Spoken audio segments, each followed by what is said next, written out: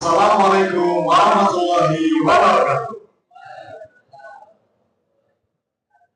Shalom, Om Swastiastu, Namo Buddhaya. salam kebajikan.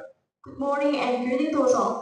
Honorable Dean of the Faculty of Engineering, Universitas 11 Maret, Profesor Dr. Insinyur Wahyudi Sutopo, ST, MSc, IPU.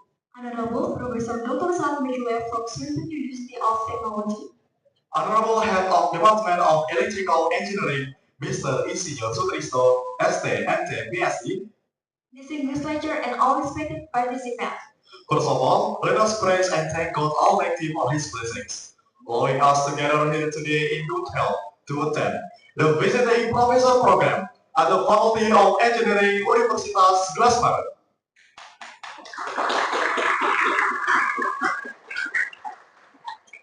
Please allow us to introduce ourselves. I am Alice. And I'm Beliau. As the master of ceremony, we would like to guest event. Before proceeding, allow us to present the agenda for today's event. Firstly, opening. National Anthem of Indonesia Raya. Company people of UNS Electrical Engineering Program. Prayer session. Opening remarks by the Department of Electrical Engineering. Opening remarks by the Dean of Faculty of Engineering. Group photo session. Guest lecture session. Research workshop session. And closing. Ladies and gentlemen, next we will sing the National Anthem of Indonesia Raya. Ladies and gentlemen, you are requested to stand. Hadirin yang kami hormati, mari kita menyanyikan lagu kebangsaan Indonesia Raya. Hadirin kami mohon berdiri.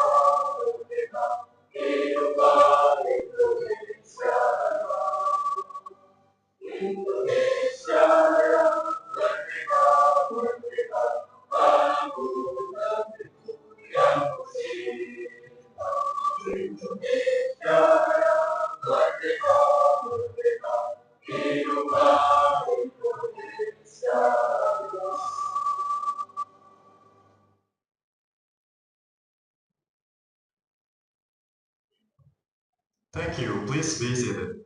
Hadirin persilakan berdiri kembali.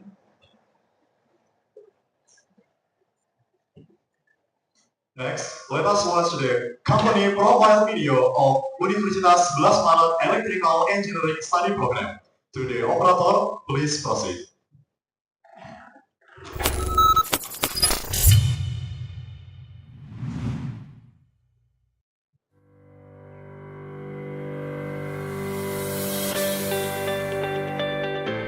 Perkembangan dunia teknologi saat ini berjalan begitu pesat. Keterlibatan digital dan jaringan internet yang membuat otomasi industri terus bergerak hingga sampai di era industri 4.0. Pemanfaatan energi baru dan terbarukan membuat manusia semakin sadar terhadap isu-isu lingkungan. Kemajuan tersebut merupakan cermin akan perkembangan sumber daya manusia Indonesia yang ahli dan unggul dalam hal teknologi energi listrik, mekatronik, dan ICT dalam kehidupan sehari-hari. Universitas 11 Maret sebagai salah satu perguruan tinggi terbaik di Indonesia turut andil dalam penciptaan SDM ahli di bidang teknologi dan rekayasa melalui program studi Teknik Elektro yang tergabung dalam Fakultas Teknik UNS. Berdiri sejak tahun 2014, program studi Teknik Elektro telah banyak menghasilkan lulusan yang berkompeten, profesional, dan berkarakter. Prodi Teknik Elektro UNS telah terakreditasi unggul oleh LAM Teknik dan mendapatkan status terakreditasi oleh IABI. Setiap tahun, kualifikasi raw input mahasiswa semakin bagus, ditunjukkan oleh angka persaingan masuk yang semakin ketat. Visi program studi Teknik Elektro UNS menjadi program studi yang unggul dalam bidang teknik elektro meliputi aspek pendidikan, penelitian, pengabdian masyarakat berdasarkan nilai luhur budaya nasional. Program studi Teknik Elektro saat ini mempunyai 16 staf pengajar yang terdiri dari 2 guru besar, 11 doktor, 3 magister, serta ditunjang dengan 1 laboran dan 2 tenaga administrasi kependidikan. Kurikulum program studi Teknik Elektro dirancang untuk membekali mahasiswa dengan latar belakang yang kuat dalam bidang matematika dan sains dasar, teknik sistem tenaga, kontrol dan mekatronik, serta teknik komputer dan telekomunikasi.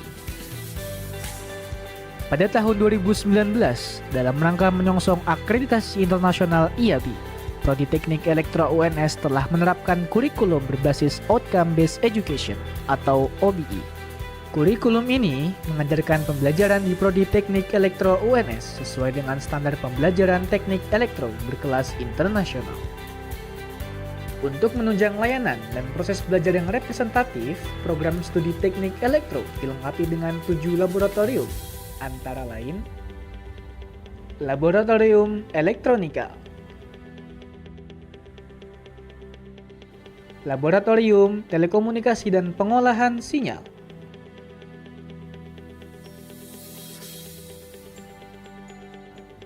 Laboratorium Komputer dan Jaringan, Laboratorium Instrumentasi dan Kendali, Laboratorium Konversi Energi dan Sistem Tenaga Listrik, Laboratorium Sistem Otomasi dan Robotik,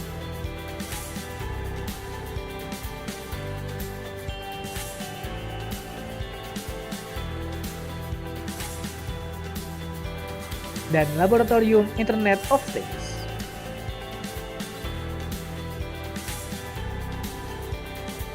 Fasilitas laboratorium ini juga ditambah dengan sharing laboratorium di UNS, seperti Laboratorium Fisika di UPT Lab Terpadu UNS, serta Laboratorium Riset PUI Baterai UNS. Selain fasilitas laboratorium yang lengkap, program studi Teknik Elektro juga menyediakan fasilitas unggulan, serta ruang terbuka hijau untuk berdiskusi. Fasilitas unggulan seperti ruang belajar yang nyaman, perpustakaan terpusat di mana mahasiswa dapat mengakses buku, jurnal nasional maupun internasional sebagai referensi yang relevan, UPT Teknologi, auditorium, ruang pembelajaran daring, peribadatan yang lengkap, dan kantin. Selain ditunjang dengan fasilitas fisik, program studi Teknik Elektro juga difasilitasi dengan sistem informasi terpadu yang dapat memudahkan sivitas akademik dalam mengakses keperluan administrasi, peningkatan skill, dan proses pembelajaran akademis. Kolaborasi dan kerjasama adalah kunci kesuksesan dalam penguatan institusi dan peningkatan sumbangsi keilmuan bagi bangsa dan negara. Program studi Teknik Elektro juga menaungi Himpunan Mahasiswa Teknik Elektro atau HMTE yang mampu menjadi wadah bagi mahasiswa untuk mengembangkan soft skill di bidang organisasi. HMTE memiliki program kerja unggulan bernama Pameran Proyek Kreatif yang merupakan wadah bagi mahasiswa Teknik Elektro untuk memamerkan inovasi dan karya kreatifnya kepada masyarakat luas. Mahasiswa program studi Teknik Elektro telah memperoleh prestasi di kancah nasional dan internasional seperti juara 1 Japan Design Idea and Innovation Expo, juara 2 Taiwan Innotech Expo atau TIE 2019, juara 1 Vira Robo World Cup and Summit 2023, juara 1 dan 3 Kontes Robot Terbang Indonesia 2024, juara 1 PLN Electrochick Challenge 2024, juara 2 RoboNation 2025, rutin meloloskan PKM terdanai dan delegasi PIMNAS dari UNS, serta masih banyak prestasi bergengsi lainnya.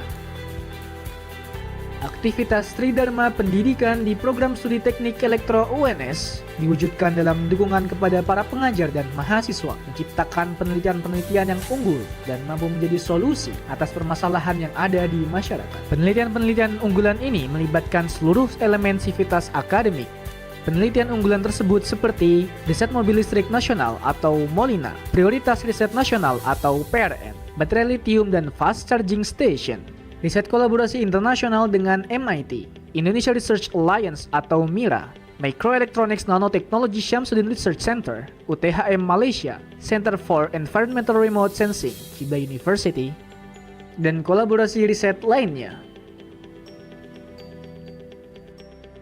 Adapun misi program studi teknik elektro UNS yang pertama, menyelenggarakan pendidikan dengan paradigma baru berdasarkan OBE, Outcome Based Education. Yang kedua, menyelenggarakan pengembangan pribadi yang mumpuni, yaitu yang kreatif, inovatif, dan juga kompeten. Kemudian yang ketiga, mengembangkan ilmu teknik elektro, terutama dalam bidang energi, isyarat, informasi, dan juga mekatronika.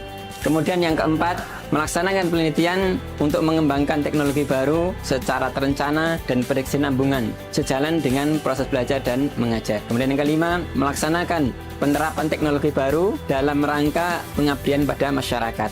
Kemudian yang keenam, menghasilkan lulusan yang mempunyai daya saing yang tinggi dan berbudi luhur. Elektro, hebat, kita bisa.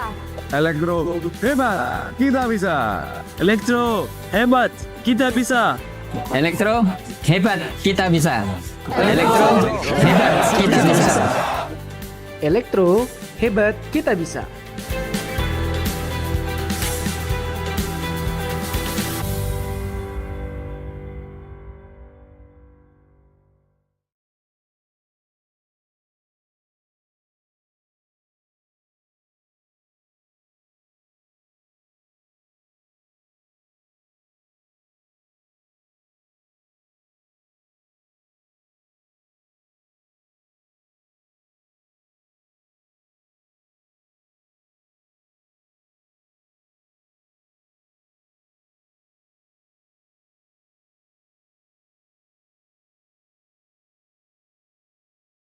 Alhamdulillahirabbil alamin, hamdan syakirin, hamdan na'imin, hamdan yuwafi ni'amahu wa yukafi mazidah. Ya Rabbana lakal hamdu kama yanbaghi li jalali wajhikal karim wal 'azim sultanik. Allahumma shalli wa sallim wa barik ala sayyidina Muhammad wa ala alihi wa sahbihi ajma'in. Raditu billahi rabbah wa bil islam dinan wa bi Muhammadin nabiyyan wa rasulah. Rabbana zidna ilman nafi'an. Rabbana shrah lana sudurana wa yassir lana umurana wahlul 'uqdatam min alsinatina yafqahu qawlana. Rabbana la tuzigh qulubana ba'da idh hadaytana wa hab lana min ladunka rahmah innaka antal wahhab. Rabbana innaka jami'un nasi liyawmin la rayba fihi innallaha la yukhliful mi'ad. Allahumma la sahla illa ma ja'altahu sahla wa anta taj'alul hasna idza syi'ta sahla. Allahumma yassir lana wa la tu'assir alaina wa tammim bil khairi umurana. Allahumma yassir lana wa la tu'assir alaina wa tammim bil khairi umurana. Allahumma anfa'na bima 'allamtana wa 'allimna bima yanfa'una wa zidna 'ilman nafi'an. Rabbana zalamna anfusana wa illam taghfir lana wa tarhamna lanakunanna minal khasirin. Rabbana la tu'akhidna in nasina aw akhtana. Rabbana wa la tahmil 'alaina isran kama hamaltahu 'alal ladzina min qablina. Rabbana wa la tuhammilna ma la taqata lana bih. Wa'fu anna waghfir lana warhamna anta maulana fansurna 'alal qaumil kafirin. Rabbana atina fid dunya hasanah wa fil akhirati hasanah wa qina 'adzaban nar. Subhana rabbika rabbil izzati amma yasifun wa salamun 'alal mursalin walhamdulillahi rabbil alamin. Wassalamualaikum warahmatullahi wabarakatuh. Thank you.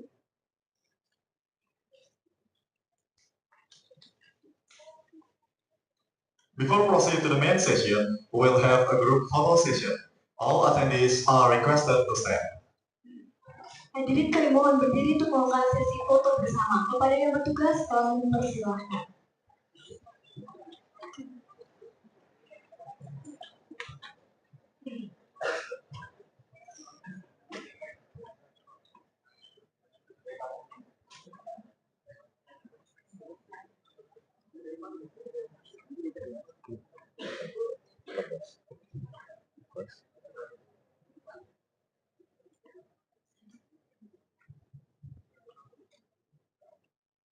Okay, everybody look at the camera. We'll take a group photo session. Okay, camera, 1, 2, 3.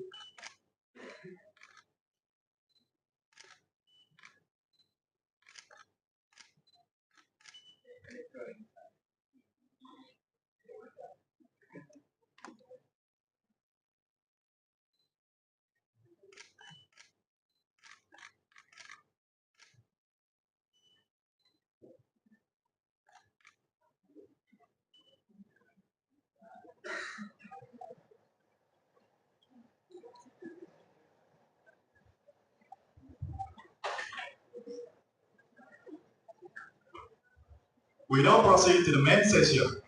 Presentation by our honorable guest lecturer, Professor Dr. Saad Mekhilef, under the topic Renewable Energy Integration, Policy Frameworks, Smart Microgrids, Energy Storage, and Advanced Power Electronics. The session will be moderated by Dr. Jawa Haryono. To our moderator, Dr. Jawa Haryono, we invite you to take the floor.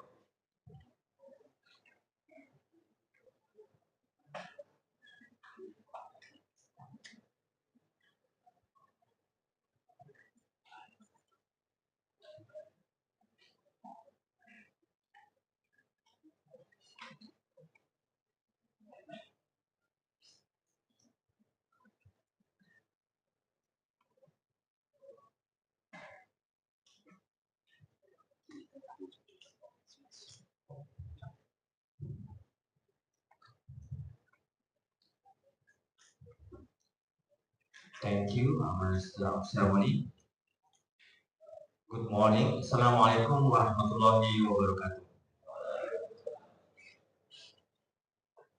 Good morning, distinguished guests, respected Head of Department of Electrical Engineering, respected lecturers, and also dear students, and all participants of this special lecture.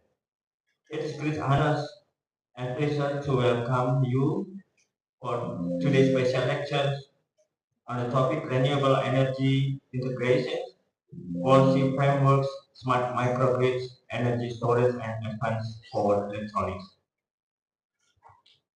Of course, this theme is very important and happening today. As we know, what is transition from the fossil energy to renewable energy? This is how this very challenging for us to study and also expert in this area. Today we have a special privilege with an outstanding speaker, Professor Saad Mekhilef. Thank you very much for coming to Universitas 11 Maret, and also this is a good time to share about your expertise, your knowledge, and also your experience in this area. Most of them are undergraduate students.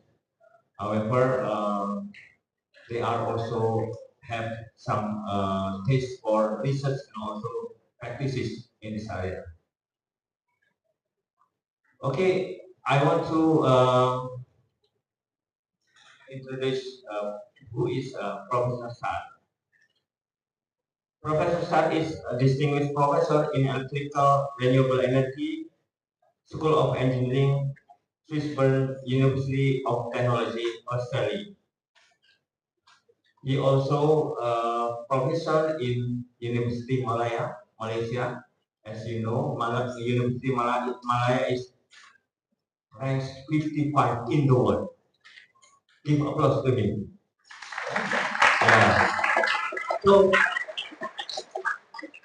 we know in ASEAN, Southeast Asia,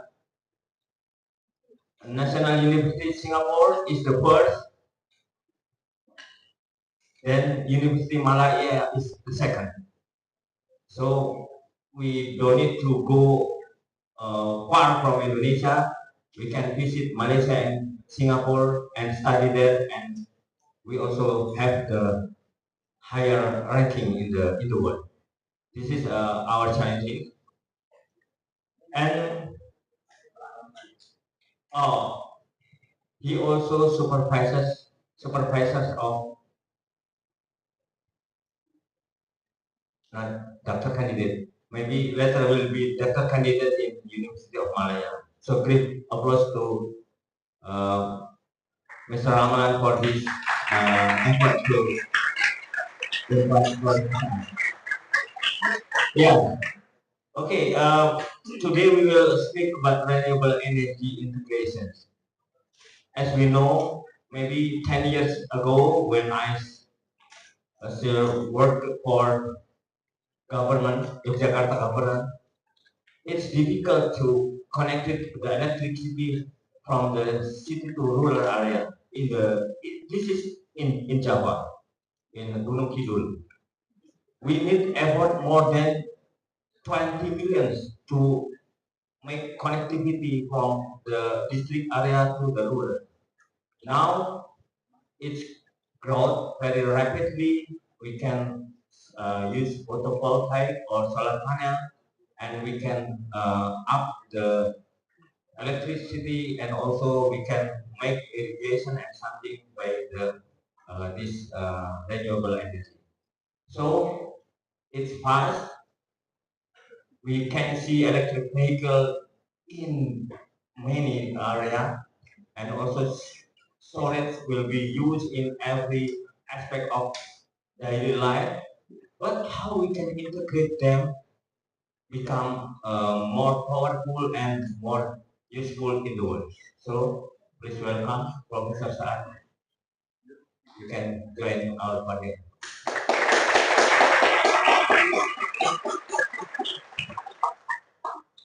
Okay, we have 40 minutes for presentation, and we can have much time to discussion. No worry if you cannot speak English well. He is fluent in Malay, bahasa Malaysia. Or nanti saya akan menerjemahkan kepada beliau. So asking more because he is very expert. And one more I forget. Pada penelitian kita punya indeks, namanya H-Index. Penelitian ini menunjukkan bahwa seberapa berdampak penelitian tersebut kepada dunia.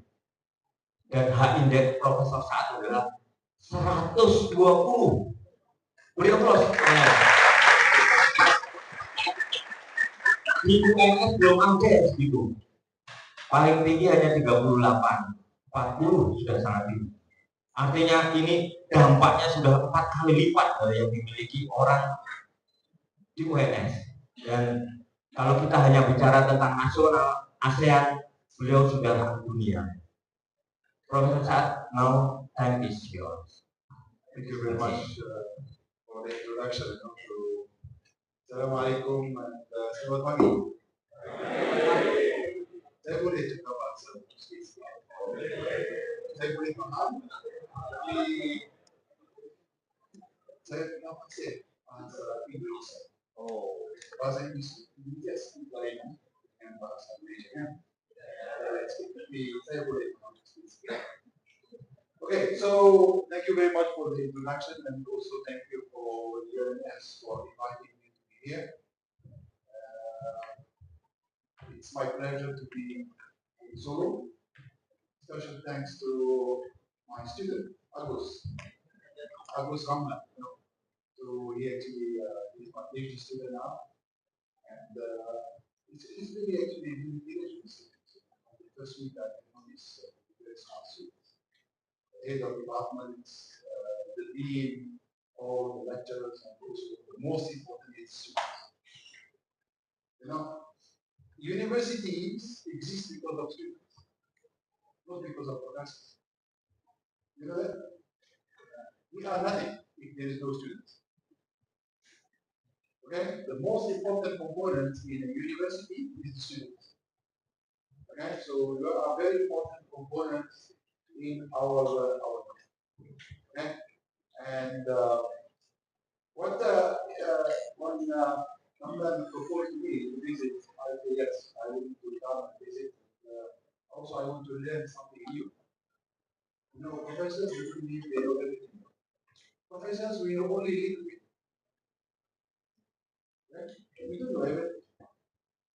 And in knowledge, in science, the moment you think that you know everything, that is your end.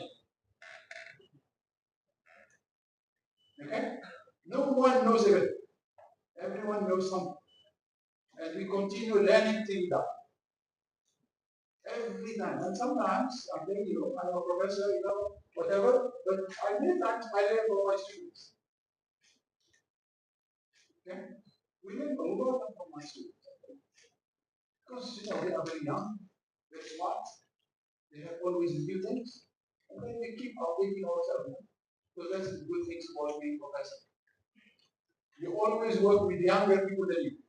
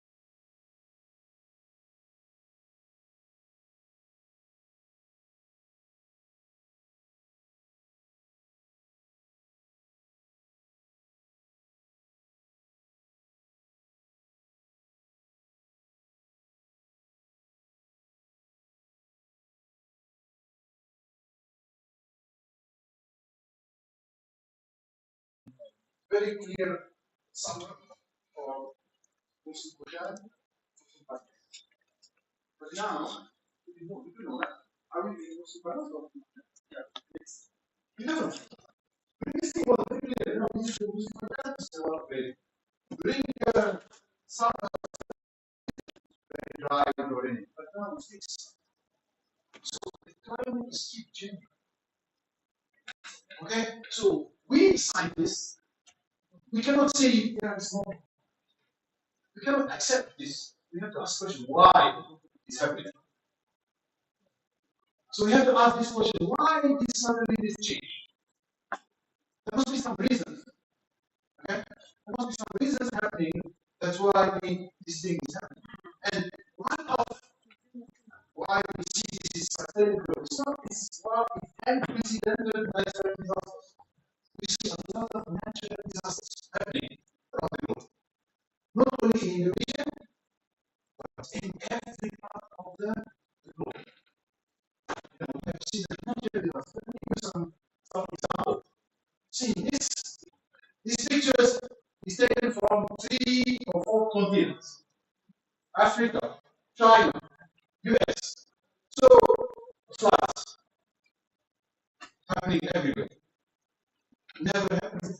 Yeah, maybe in some parts, maybe in tropical countries, maybe Indonesia, Malaysia, a lot of rains, but not in Africa. Africa is very dry and continent, you know. People have no water, but you see there is a lot of flood happening there. In Pakistan, you know, in 2022, more than 7 million people displaced because of the flood. More than, I think, more than 100,000 people died.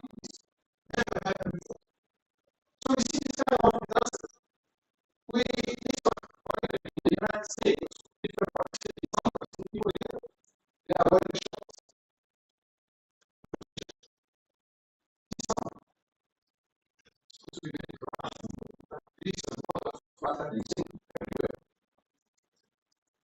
In New Zealand and Australia, you know, we experience the floods more than 100 years ago, never experienced. Many people have been displaced and moved. So, and this, I think very close to here, right? I think in December, this year, and early this year in Nigeria, one of the worst, what they call floods that, you know, happened. You know, it's a tsunami. It's usually this water frame and stuff. You know. So, is this normal? No. It's never happened. It's never happened with this kind of floods.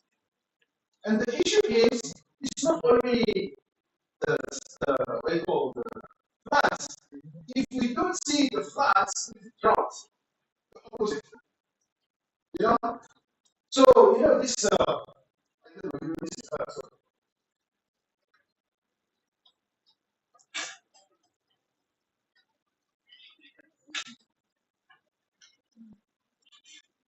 is, yeah, this one.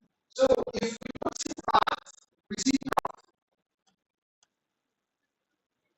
You know, this picture here, I don't know, yeah, this picture, you know, one of the very, this is a river bed, where, this is actually in China, you know. In China, there is one big river, you know, one in a state called Yichang. Yichang is the center of China. In this river always floods. So what they did, they built the hydropower. You know hydropower? The largest in the world. 18 gigawatts. You can see it from the moon. You can go to the church in here. 3 gorges dam. Is the largest in the world. For hundreds of years, what happened? One of the rivers dried in 2020. You see, that can you imagine a river for hundreds of years, always was floods. In 2022, dry. Because they did this hydropower, you know, this hydropower, this electricity. Because this hydropower had 2 main functions. One of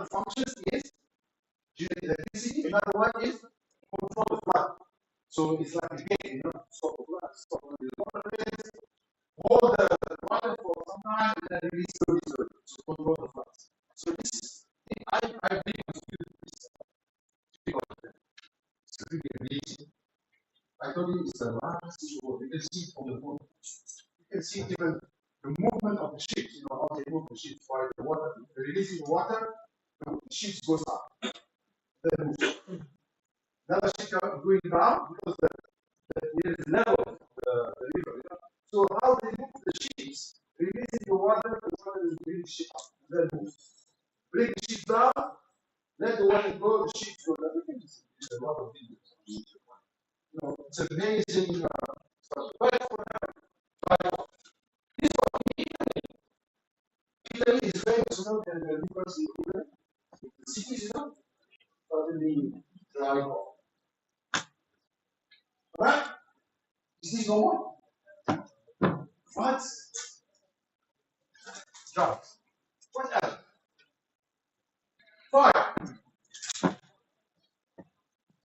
I think last year, beginning of last year, the Los Angeles, the whole year, even in different parts of the United States. Okay, what else? You see, this is actually very, very interesting. These are different countries in, say, from the whole Europe. You say, France, 17th of July. Portugal, 17th of July. 4 days before. Germany, 1 month later. Italy, July. Spain, June. And Greece, in, say, within the 7 or 2 months, the whole Europe also fire.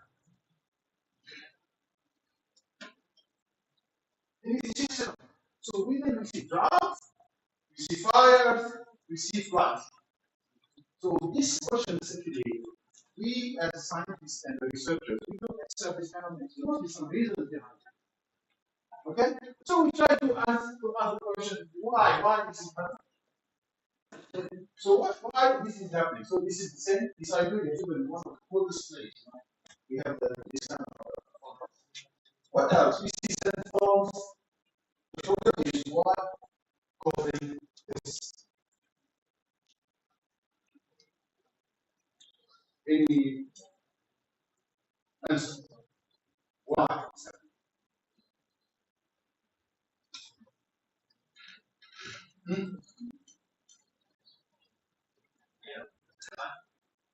Anyone?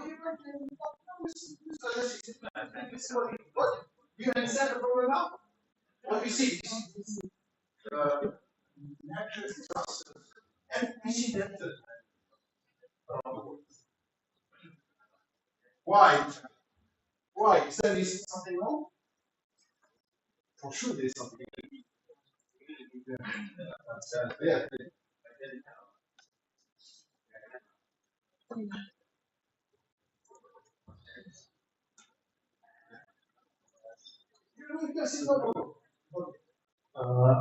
Perkenalkan nama saya Prof dari angkatan 2023.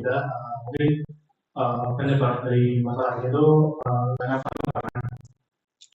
teknologi. Jadi banyaknya diperlukan sebenarnya dari alam sehingga banyak kerusakan di alam. Jadi emisi karbon di dunia meningkat pesat. Kebutuhan perkembangan teknologi sudah pesat juga.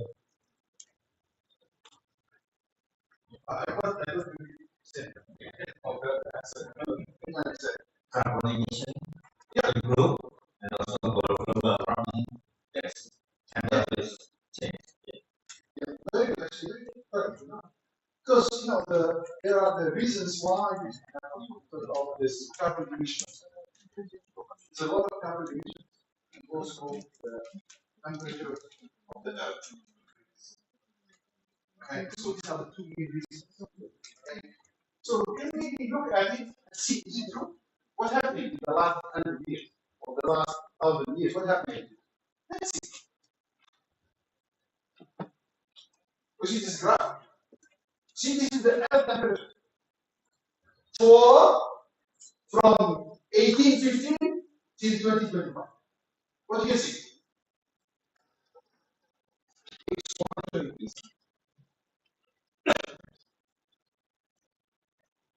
So we can see, which is like 1925, it was almost stable. 70 in 1925, especially 1950, suddenly very steep jump. So the earth temperature is increasing significantly in the world. And this is due to what?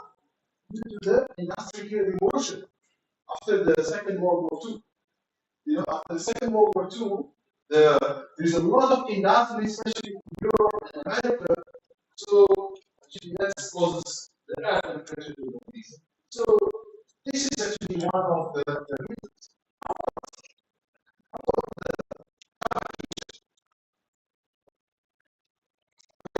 To the carbon emission. This is a statistic from thousands of years. See the carbon emissions. What happens suddenly? Around 1950. It is very big spot. Okay, let's zoom. Let me zoom this part here. We want to zoom this part. If we zoom this part, this is what you see. So, same. Say 1950, 1930, there was a jump in carbon emission.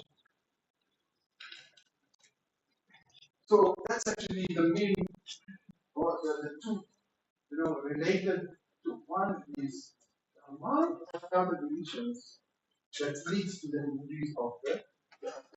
And that's why you see this kind of phenomenon, this kind of natural phenomenon. It's clear now. Because in the science, you can accept things. You have to see this. You have to look at the reasons why. So when the scientists start analyzing, they found actually, yes, there is some problems with earth temperature. There is some problems with the carbon emission. It's increasing significantly. So, and that's what caused this problem. Okay. And if you look into the carbon from countries, for example, for 20 years, this is the data for almost 20 years here. So what you can see, these are the development. Okay, so we can see most of them start cutting on the carbon. Their carbon is not increasing. But what you can see here, India and China still increasing, and maybe Indonesia also. Because these are developing countries. Because actually, who caused these problems is the Western countries, America and Europe. But now, you can see the one leading is China and India. These are big countries. So, and you can see, I got this slide from one of my Chinese friends. He said expected China to reach the peak of carbon still another 5 years. They have not reached the peak yet. Then only they start reducing the carbon emission. So what does this mean? It means actually we still have a lot of problems because other countries with the carbon emission, because you can see the European countries start cutting on the carbon. Okay, in the US, but you can see that China still on. So always the question. Just now we asked the first question, why is happening? We got the answer. Then who is responsible? Who caused this problem? Huh? Also, again, we look into statistics. So this is the contribution of countries. You can see here, these are the developed countries, the rich countries in the world. You know how much they contribute? They contribute more than half of the carbon emission. 23 countries only. Here, 150 countries contribute another. Okay, and then here, other countries, mainly China. China and India, started to contribute. But you can see here, who caused these problems? United States, Germany, France, Italy, Belgium, Spain, United Kingdom, Australia, Japan. These are the countries who cause this problem.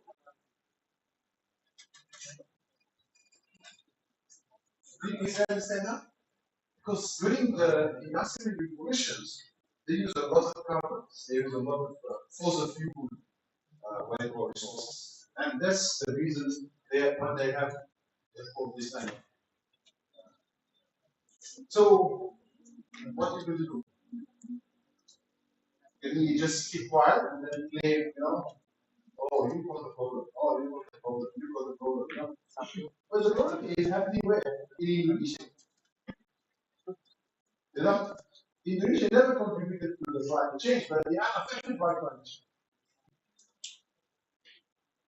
And Indonesia maybe is okay. There are some Pacific islands between Indonesia and Australia. The water level is keep increasing, and they are expected to disappear. There will be no more country,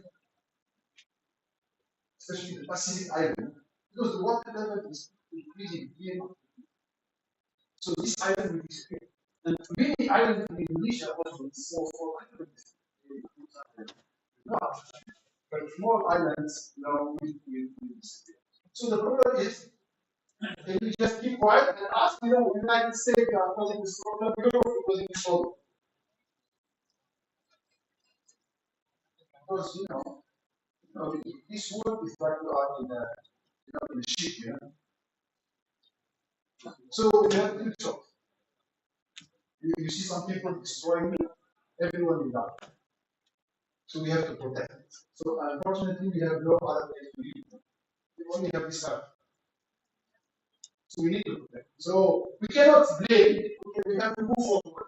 So the issue is how to address this problem. Any answers? How are we going to address this problem? Or maybe I ask a question. Maybe who will address this problem?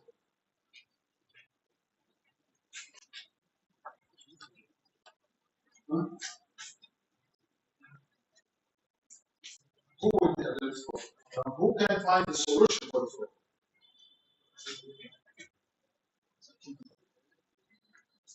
We can find the solution. We, the university students, the researchers, have found out. Because there's no one else. Because in the society, the highest level, the most educated people are the people who go to university. Right? So who are to find the solution is the university researchers, scientists. Because politicians will not find a solution. Politicians are interested in winning the election. Promise, after the election, finish. That's what they do. That's how the politicians, because politicians, their objective is winning. But scientists is different.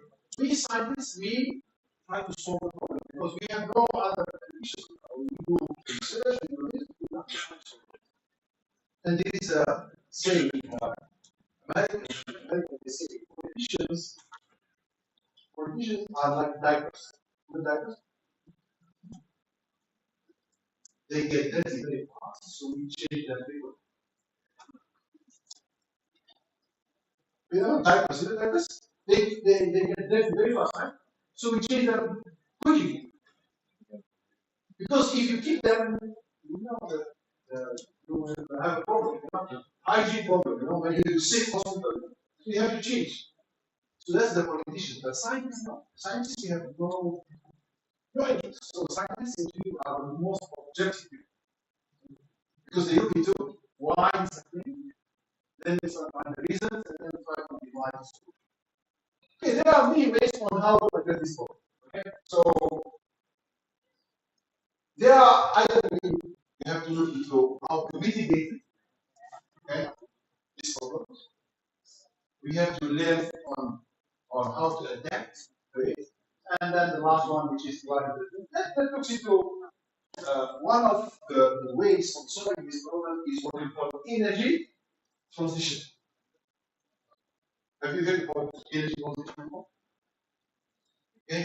Energy transition. One of the ways on solving this issue is energy transition. What does this energy transition? So if you look into our current energy use. This is our current energy use. This is 2018. From 10 years ago. Alright? So what you can see? Our energy is still dependent on oil. Almost 40% is oil dependent. You know that? Why?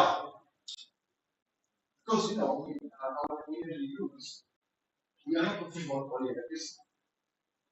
We're talking about transportation.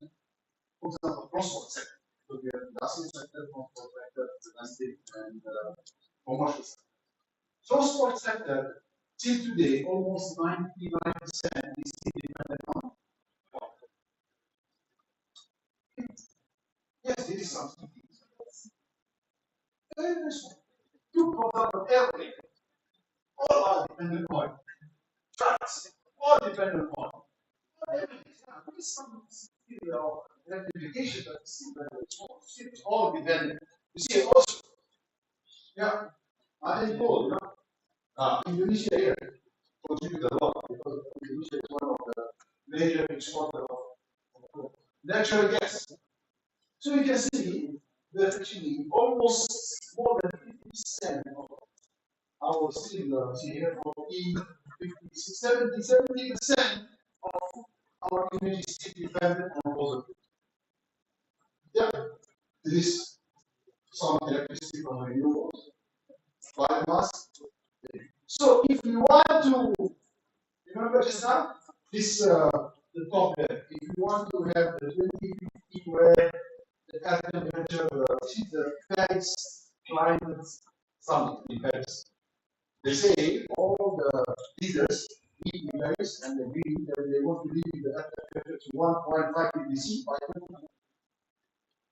And every country promised, I think Indonesia promised to cut the carbon emission. Maybe I will ask you, can you find what is the promise of Indonesia in Paris summit? How much they cut the carbon?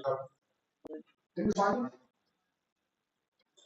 Every country, every president went to Paris and promised to cut the carbon by 7%. What is the Indonesian promise in the Paris Climate Summit? Anyone? Huh? Sorry? So, reduce it? So this is the promise of Indonesia by which year?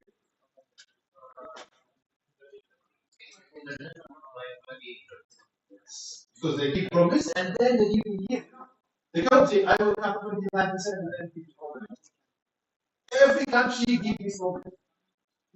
Okay? So Indonesia promised to cut the carbon by 29% by 2030.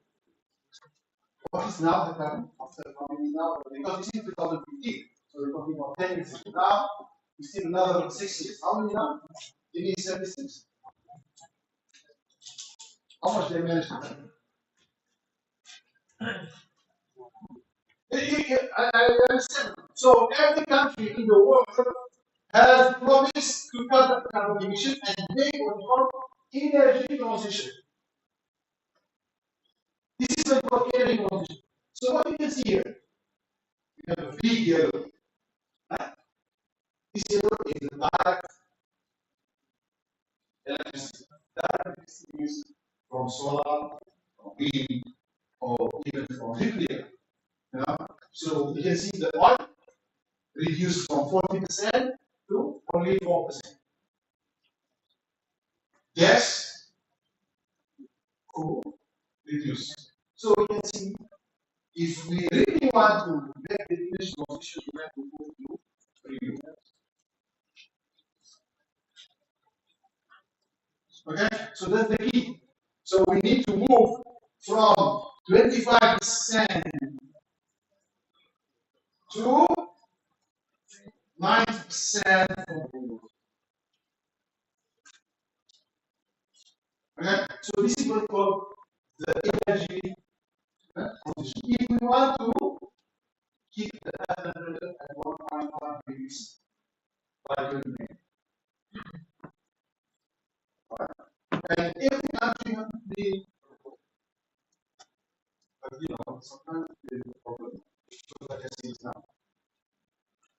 who make decision? Who make a decision? Politicians.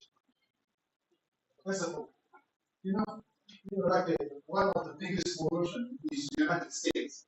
When Trump being elected, what he did? He pulled out from the Paris Convention. That's the first thing he did. This America can do whatever. So that's why the problem with the politicians. But if you look into America, for example, I think I have one slide on the President Jimmy Carter.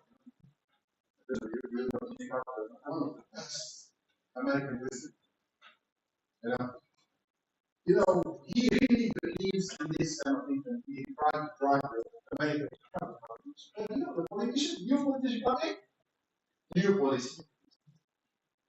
But scientists, no. Scientists, we are always the same. We keep the same principle. So I think this is the principles. We have to cut the coal, reduce the oil, and we can. So I think I have to move. Yeah. I want to spend some time on this because this is the basis of my talk. This slide, and I want to understand this slide. This is slide very, very full, but it's very simple to understand. Okay, what you can see here. First, you can see the line. Can you see the line here? Okay, this line actually, it's a separation from this is the source. This one is the load. So on the right hand side of this line is the loads. You know the load? Okay? And then here is the source where we get electricity. So what you can see from here, for example, for example, we have wind turbine. So this wind turbine is converted. This is a solar electrons.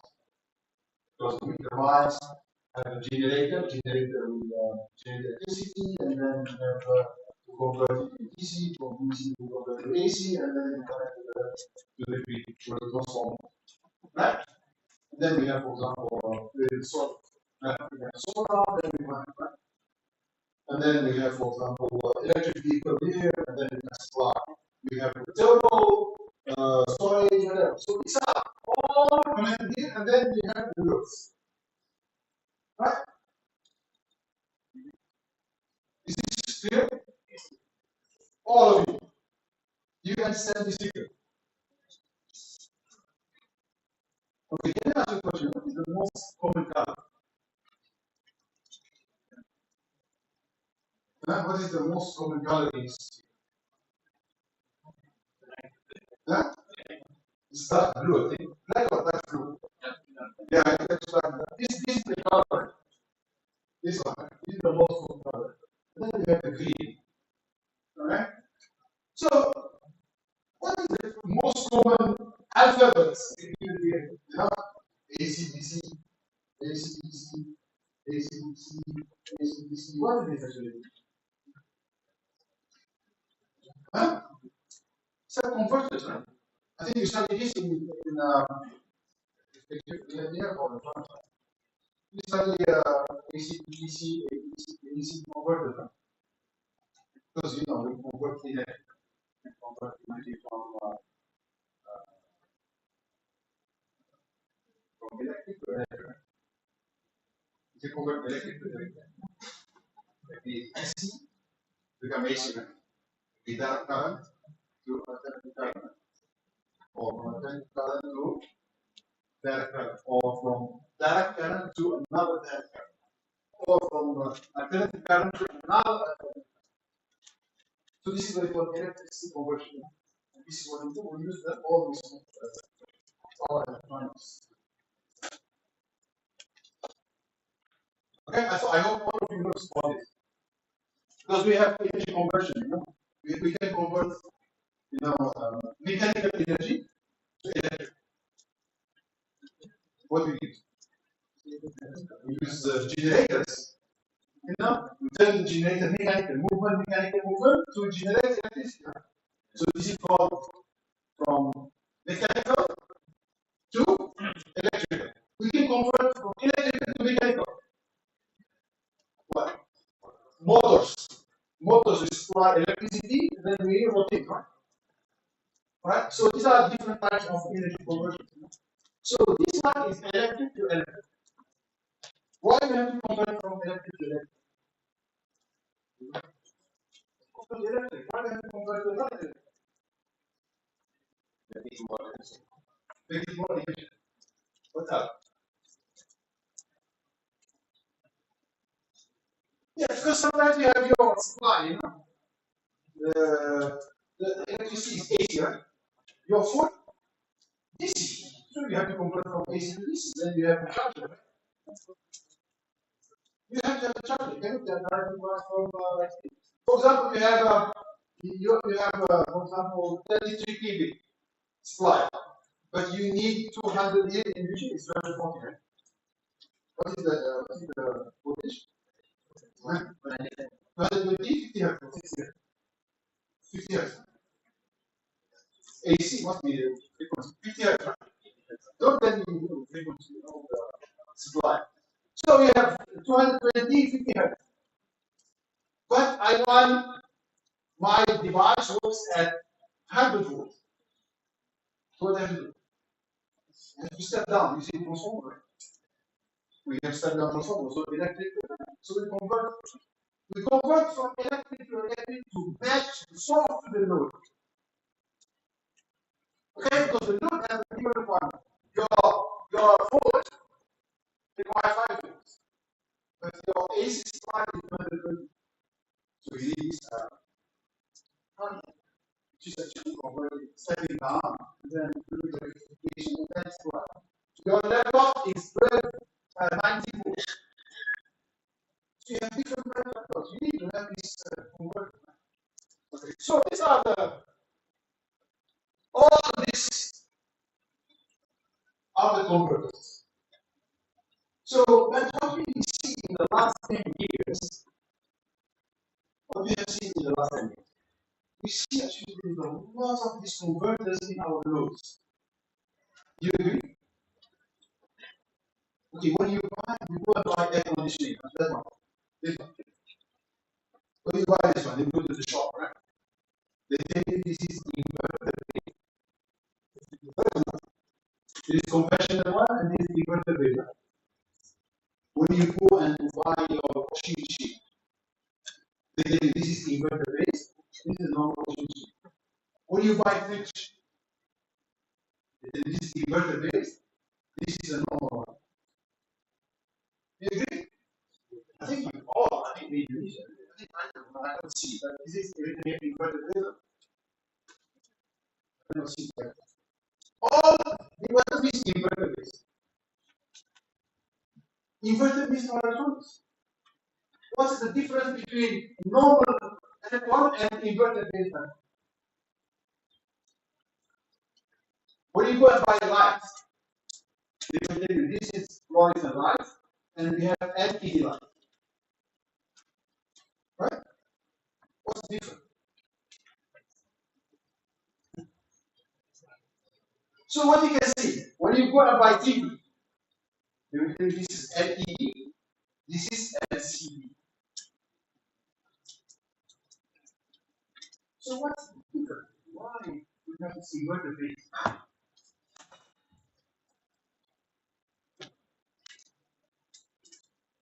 Just guess anything, just anything. Why we have this inverter? Why there is inverters in this device? Okay, let me explain to you how this aircon works. This aircon actually has a compressor, right? There's a compressor. So when you supply, let's talk about the normal and the old one. You know? So you have a compressor, you supply the 220 volts, right? And then, for example, we set the temperature at 22 degrees, right? If the temperature increases in the room, what happens? Compressor starts. There is a sensor. This sensor will give information to the compressor, and then turn on the compressor to bring down the temperature to 22. After that, off. Temperature increase, compressor starts. Right? You can see that's what happens. So the compressor starts from 0 to full load. Because Because you supply the power to the compressor, it's a motor, run full load. But actually, you need only 1 degree change. Do you need the compressor to run 100%? No. You just need maybe the compressor to run 10% load to bring the temperature to 1 degree low. If the temperature may be 20 degrees difference off, if 10 or 20, you need the compressor to run full load to bring the temperature down. But this is only 1 degree. So the compressor runs from 0 to 100%. So this is not efficient. Because you need the compressor to be only for a very short time, for the partial load. So but we can only do it with the normal supply. You cannot, because this is coming from electricity company. PIM. PIM supply 220 here. So what we do, we add the inverter. So what happens? PLN give you 220, we convert it to DC. And then from DC, we convert it to AC. So actually from AC to AC. But what's the difference? This one is fixed, this one is variable. So if the temperature is only 1 degree, so the inverter will supply variable voltage, variable frequency to only 10%. So how much we save? 90% of energy. Yeah, if the temperature is 2 degrees, then we need to run 20%. So we save 80%. Same thing for the fridge. You know, fridge. When you open the door, the temperature increases, right? The compressor starts. The compressor either starts from 0 to 100%. If we have an inverter based fridge, what happens? We run only at 10%. So you save 90% of it. And then you apply it to all the washing machine, for example. If you have a washing machine, you know the washing machine, they have 7 kilos, 10 kilos, right? That's the weight. If you don't have an inverter base, the motor will run 100%. If you do 1 kilo, 7 kilo, or 10 kilo, the motor will run the same. But if I have inverter base, I give the information to the motor to run. If I do 1 kilo, the motor will run only 20%. So puts you only 20% of energy. You save 80% of energy. Is this big saving?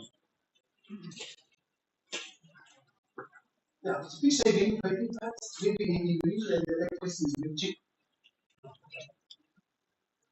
How much you save? Let's assume how much you save. Let's assume maybe $1 for a month. Alright? If I have an inverter based plant, see the because you know, when I do my network, I always forget myself. Because you make money by talking. If you do how to talk, it's only natural. So when you start talking, you know, you have to. Usually in my class, I have only one student for 5 people. I say, sir, we have 10 minutes. So you have to tell me, 5 minutes before I finish, because I still have to think about my discussion. So I'm not going to go through all the slides. Okay? But I want you to understand. That's the most important. You know, understanding a little bit is better than talking until you can understand that. Alright? So let's assume how much we save. You know, everyone has an air conditioning, save, for example, $5 a month. How many airports in Indonesia?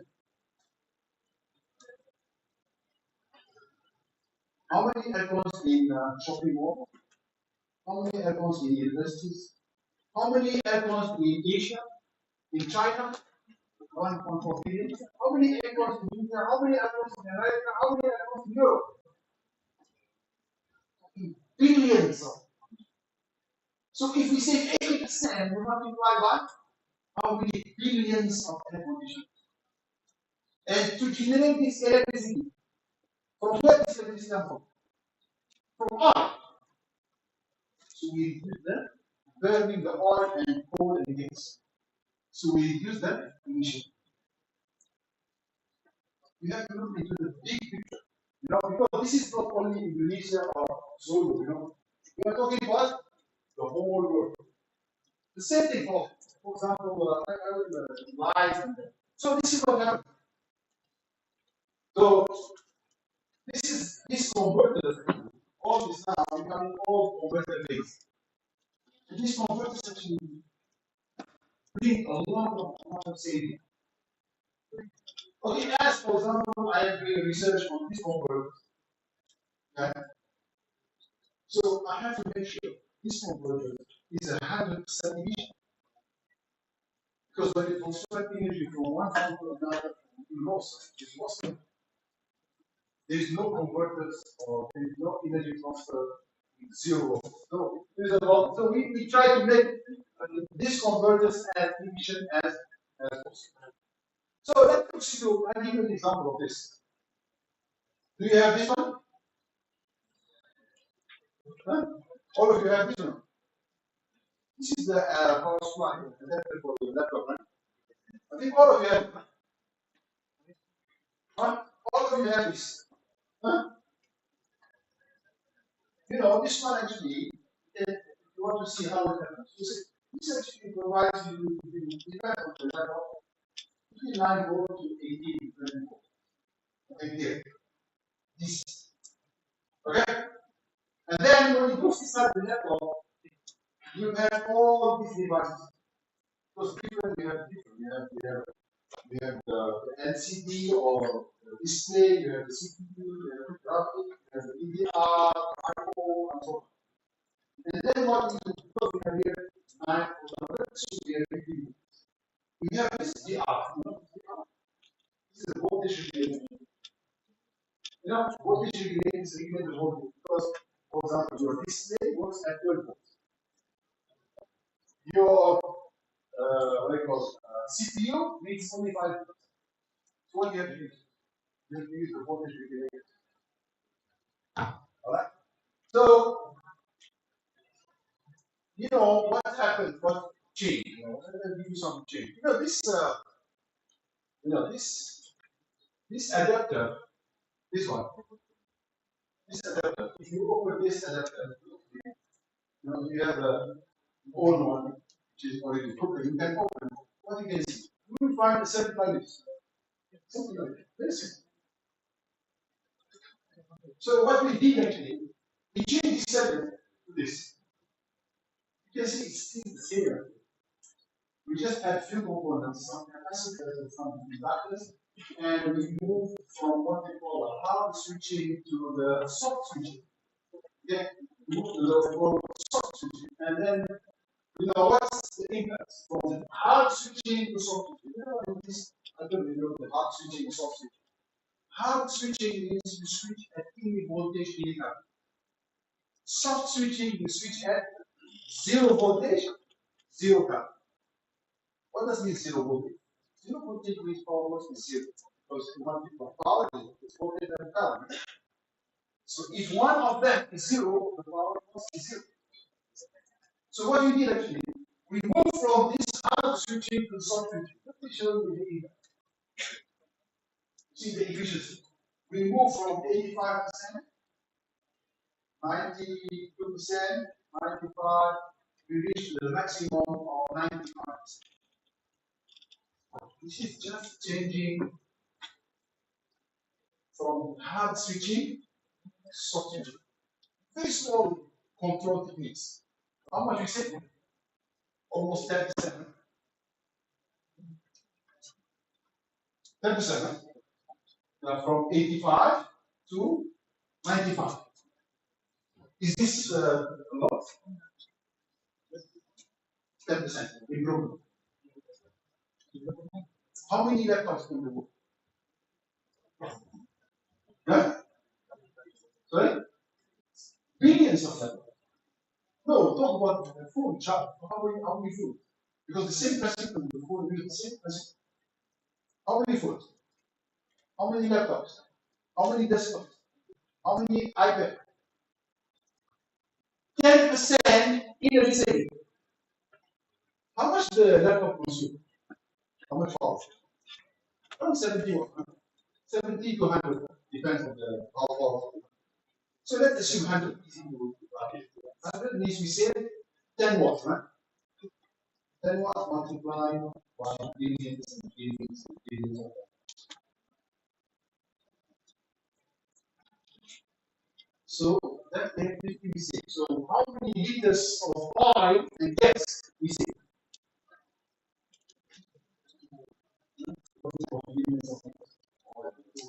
And then, because then we save the carbon emission. So that's why I say small changes, small improvements, just small improvements, and this saving actually is equivalent to almost 60 nuclear power plants. The amount of saving, just moving from hard switching to soft switching, we save of what equivalent to 60 nuclear power plants. Means what is generated by 60 nuclear power plants. One nuclear power plant can generate up to 1 megawatt of electricity. Okay? So this is the amount of saving. Okay? And then look into this, the same as moving from Z, zero voltage switching and zero current switching, and the same data centers. Now the biggest energy consumer is this data center in the world, the whole world. These data centers consume two things. One is electricity, second one is water, cooling. These are the two critical for these data centers to work. They need electricity and water. So these data centers, they need electricity 100%. They have the electricity all the time. So most of the time they have what UNS. This is how it looks. They get electricity. Then they have EC, they have storage, and then convert, and then it goes to the main panel. Goes to the main. You see, there are how many conversion stations? 2, 3, 4, and then these are what you see. Every conversion stage, how many works? If we assume this AC to DC converter, what's the prediction? 90, 95, 95. What does it mean 95? Each zeros 5%. Here, another 5%. Because every conversion goes 5%. Here, another 5%. Here, another 5%. So up to this point, it was 20%. Because we let this create convertibles. So what I'm doing is companies, one company is Scopus, they really change this structure to this.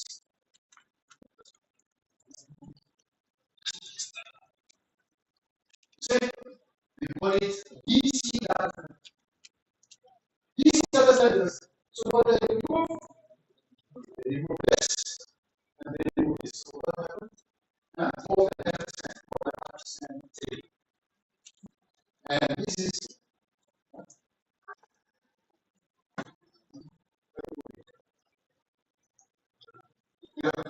so it is estimated actually it's more than 50 nuclear power plants.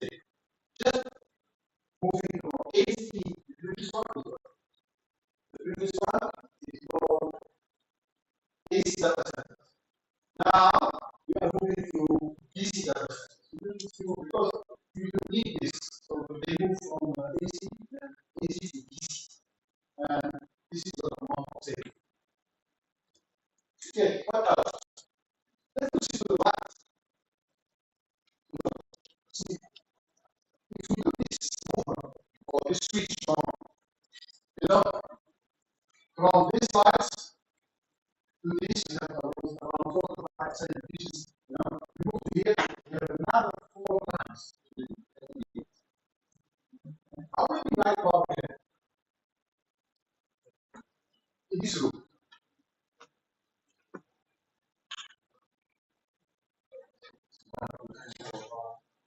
20? Yeah. 16. Good.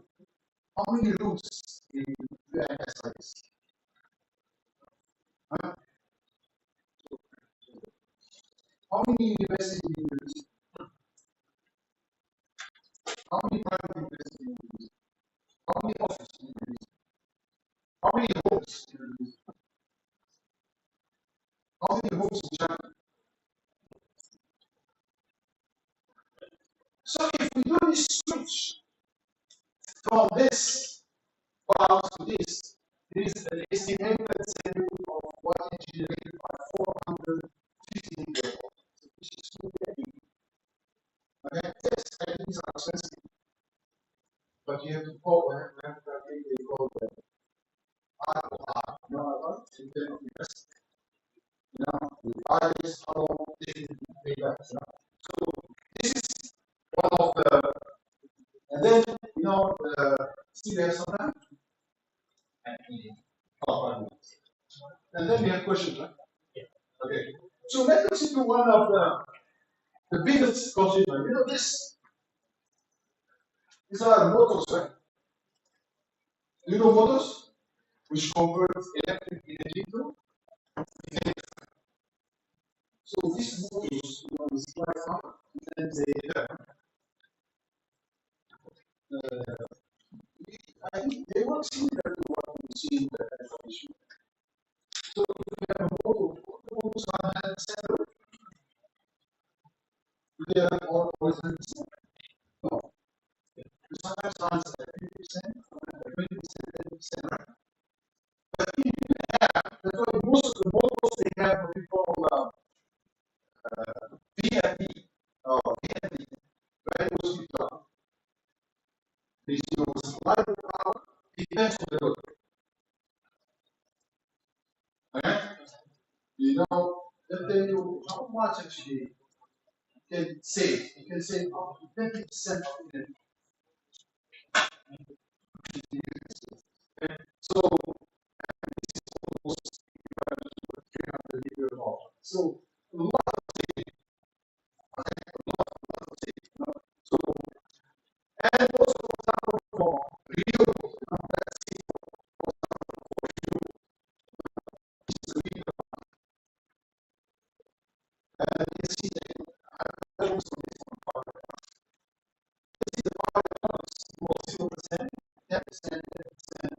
Now, all these three turbines are 100% controlled by wind farm. It's controlled by power plants. So, small efficiency improvement in these converters, if you assume that we improve the efficiency by 1%, 1% from 50 megawatts. So, if you do this,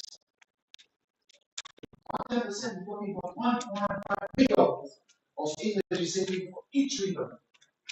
So, this is a lot of saving. So that's why the use of these converters can lead to significant improvement. The same for photovoltaic grid management. So these are, you can see the photovoltaics. Now these are the panels. These are the photovoltaics. Most of the time you have to use these converters. Either these panels or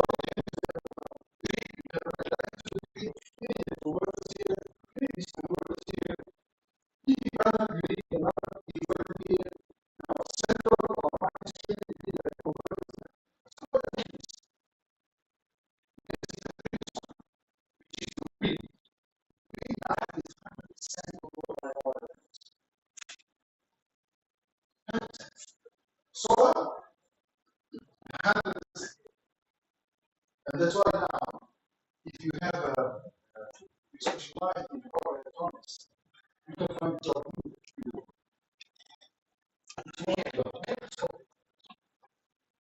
Not because I'm really research power electronics, but this is the market demand. Because they need the renewables, you work on solar, you need power electronics. Wind, you need power electronics. You work on this air conditioning, you need power electronics. Washing machine, power electronics. Electric vehicle, the heart of electric vehicle is powered by this inverter. So if you can specialize in the power products, it's easy for you to find any job in this. It's one of the hottest finishes. So the next one is the hybrid. This is also another topic which is very important. Very elegant. You know, one of the problems with the renewables. What's the problem with the solar wind?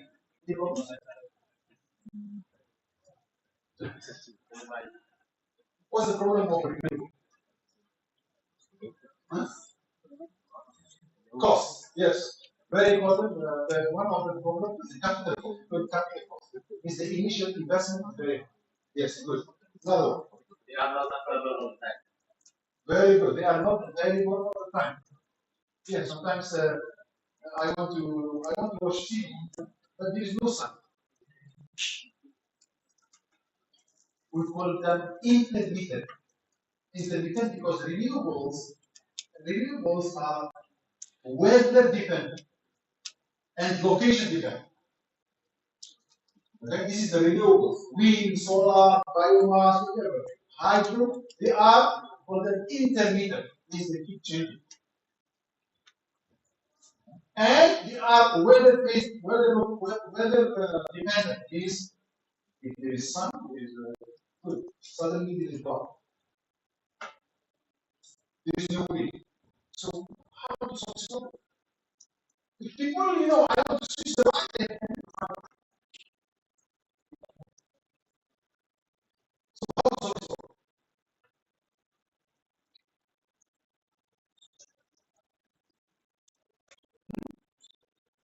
Yes, one of the good solve. Yes, we need to solve because sometimes, for example, I am at home.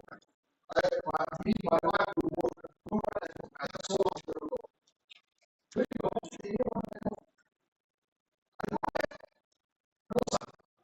I want to shower. I want to cook. I want to do. There's no works. So we need to solve it. So the key now for renewables is energy storage. Then you can store energy when we need it. So, but also storage has problems. What type of storage do you have? How to solve it?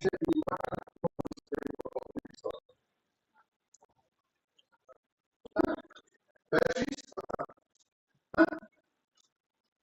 What is the oldest way of energy storage? What is the storage?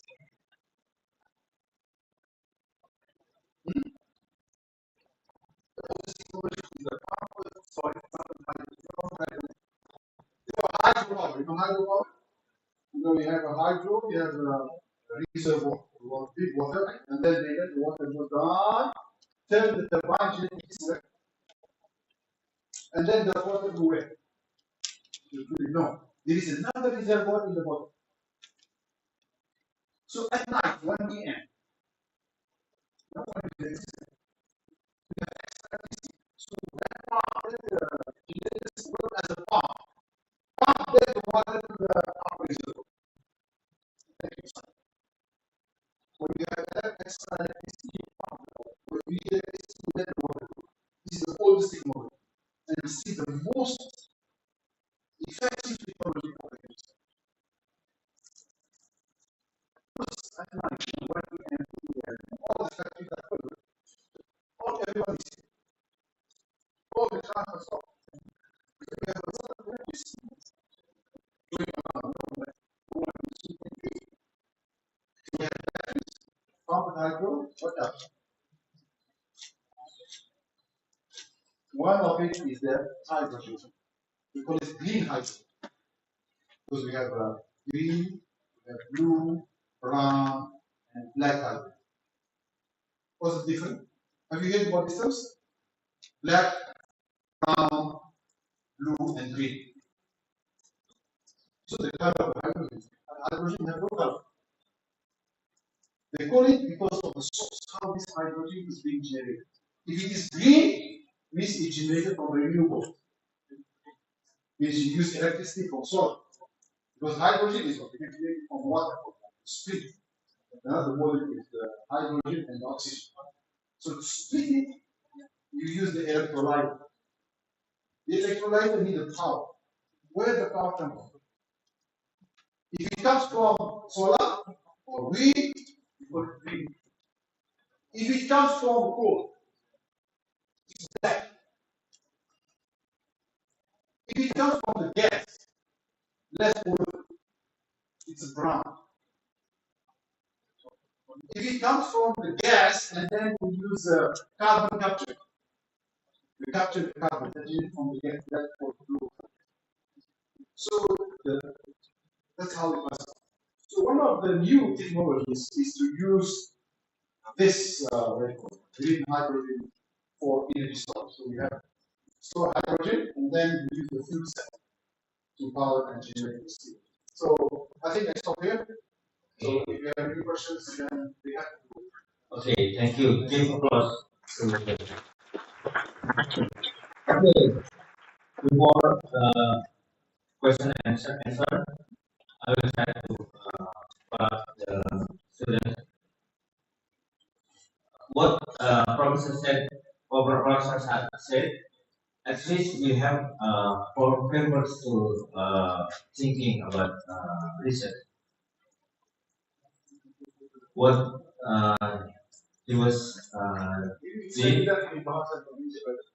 Oke. Ya, jadi ada 4 hal yang bisa kita tangkap di sini ya. Adik-adik bisa pahami bahwa untuk menghasilkan riset yang berdampak itu yang pertama adalah kita bisa melihat bahwa yang kita lakukan itu adalah solve problem. Jadi solve problem kecil tapi dampaknya besar. Ya. Energi mungkin kecil, tetapi ketika kita melakukan itu maka menjadi sangat besar. Sehingga ini bisa menjadi landasan berpikir kita kalau kita mau menciptakan sebuah perangkat yang kreatif atau proyek kreatif, maka berpikir penggunaan ini tidak hanya dilakukan pada proyek kreatif teman-teman, tapi dampaknya nanti kalau dimodulasikan akan sangat besar. Terus yang kedua adalah pentingnya kita mengukur efisiensi sangat mungkin ya. Jadi seperti yang dilakukan oleh Profesor Saad tadi, bahwa kendati pun itu mungkin efisiensinya tidak seberapa, tapi ketika itu diimplementasikan dalam kuantitas yang besar dan kita bisa mengukur, maka ini estimasinya akan muncul cukup besar dampaknya sampai dia sebagai nuclear power plant, jadi pembangkit listrik tenaga nuklir. Terus yang ketiga, ini mungkin kita sebagai seorang engineer perlu juga berpikir bahwa konversi energi atau konversi listrik tadi ya, dari AC, DC dan lainnya, sejauh ini mungkin tidak banyak yang melihat itu sebagai peluang untuk improvement. Jadi ya kita artinya menggunakan apa adanya. Tapi di tangan researcher yang expert tadi, ini peluangnya sangat besar. Penyederhanaan seperti tadi, ruang data center tadi, dari AC ke DC itu improve-nya sampai hampir 20 MW nuclear power plant. Jadi ini sesuatu yang menurut kita juga perlu diperhatikan. Riset yang menarik buat adik-adik nanti kalau ingin studi lanjut. Dan yang terakhir memang perlu mengaitkan dengan dampak sosial yang ada sekarang dengan apa yang kita lakukan. Jadi ilustrasi yang diberikan Prof tadi sangat luar biasa ya. Dari kondisi iklim climate change masuk ke dalam improvement yang mungkin kelihatannya hanya mengkonversi energi, tapi itu dampaknya sangat besar.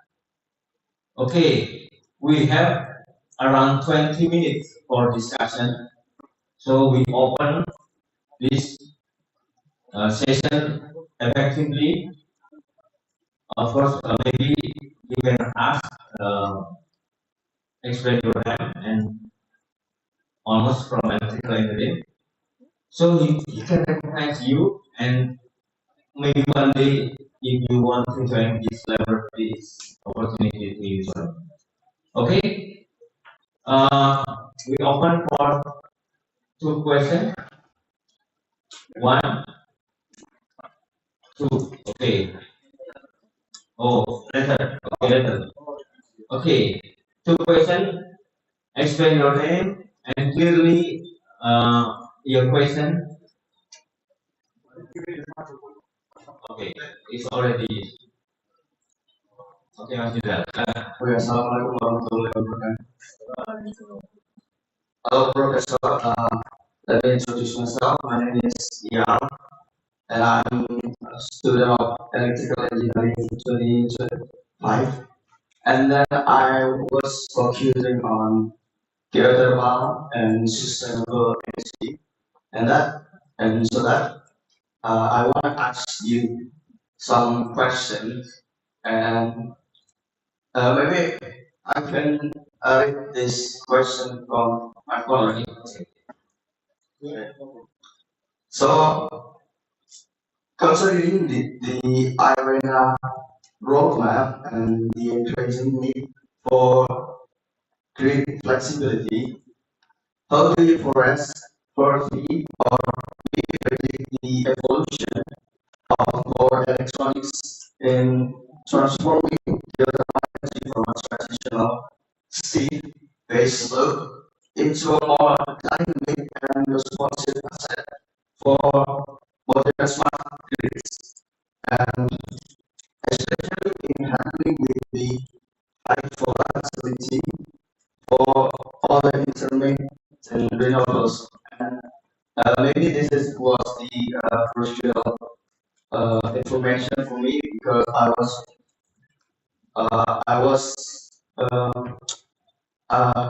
have a high feeling of oneness about it. Okay, I see. Baik, sudah kita tangkap. Okay. So yeah, good question actually. What we see in the last 10 years, we are moving from traditional grid to more power economic. So our system, is becoming very power economic. Like we say, wind needs one converter, solar converter, electric vehicle converter, what else? Hydro converter. So what we are moving, the traditional power system grid is moving from traditional gas turbines and the coal power plants to distributed, but it's not one big power plant.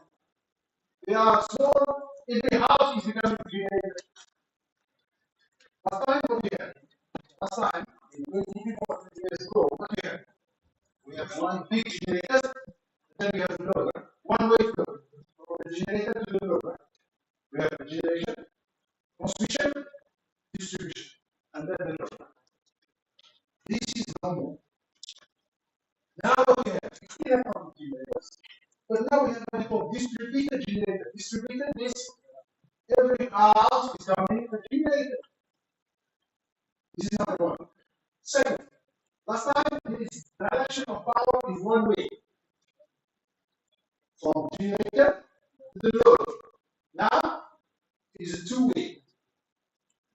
Your house is no more a load. Can be a load, can be a generator. If you have solar panel on the roof. Right? And then also now, it's not only power, now it's data. For example, data from the house, for example, how much power from this house? How much power? So everyone knows actually how much power from this house. So we're moving power in data. And that's what makes it as smart. So geothermal, your question is about geothermal. Geothermal plays also a very important role. But it has to be connected to the power electronics if you want to make it flexible.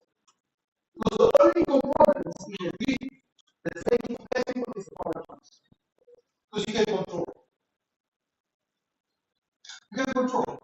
I want to inject this. No, I want to inject 50%. How you can do that? If you have power, you cannot control it. Because you have the inverter. You control the meter. And I give one example. Last year in Australia, what we reached? We reached more than 100% renewable. You know what that is more than 100%? More is all the electricity we use is coming from solar and wind. So what will happen to the gas power plant and coal power plant? Because the grid, it has to keep certain amount of power. You cannot turn off the gas turbine, the gas and the coal power plant. So the only way is to send the control signals to all this solar power plant, not injecting power, because if you put more than the other, it will destroy the grid. So this kind of flexibility is only can be done through power networks. And that's why now the power grid is more power electron. Every renewables have to work with the power electrons.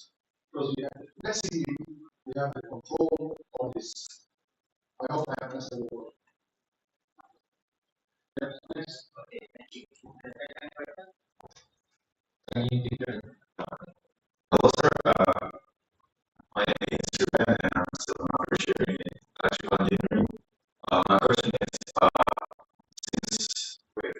since politicians hold power to our what they choose, the option like this, they liable for why the fact that we are using 50% non-renewable energy, and how do we account that, like the fact that most politicians have zero science literacy? Thank you. So we need to be the politicians. We need to some of us need to be politicians. But the moment when they become politicians, they don't have science. They will sit there. So this is actually the one who makes decisions is the politician. Alright? So the only way is through awareness. We have to be the awareness. I give you one example. My friend, my wife, she's a lawyer. Lawyers, what do? They put innocent people in jail, take criminals out of jail.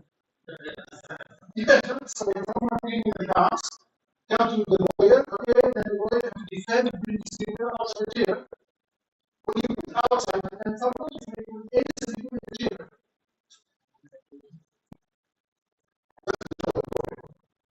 But we engineers, yeah,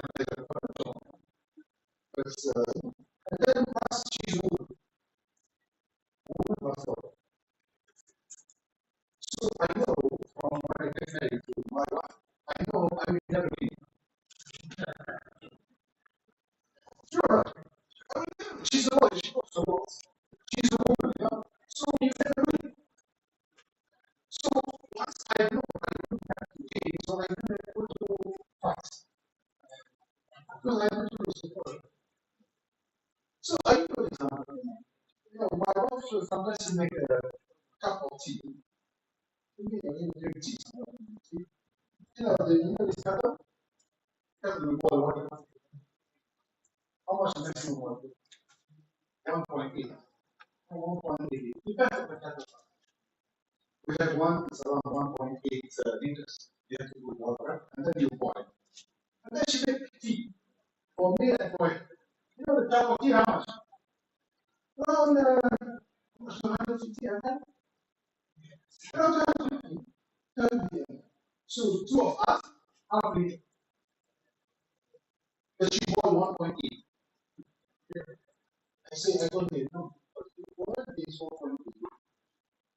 So you boil 1.3 liters of water. That's 1.3 liters. And One of them is electricity consumption at home with air conditioning and water heating. If you want to have electricity, switch off the aircon and stop the whole electricity will go down. Because light does not consume hot water and air conditioning or heating. Because some countries they get heat. So I told him, why not you boil 1.8? She goes, you boil 1.8 liters. How much electricity you consume?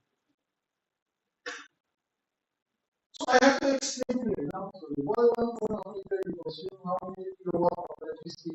This 1 kilowatt of electricity, how much it costs? All this is nothing. I say multiply this by how many people in Australia? How many people in the world? Maybe this is the awareness. So you need to engage people. You and I know this. You have to teach your mother, your kids, your father, this awareness. When you leave this room, why you leave the light on? You are a student. When you finish your class, why you leave the light on? How much time does it to switch on the light? Zero. How much cost you? Zero. How much saving? Yeah, calculate the annual UNS. How many classrooms? Every student do this kind of job. When you leave the classroom, switch on the light. In whole Indonesia, you do it. Maybe nothing doesn't complete. So this kind of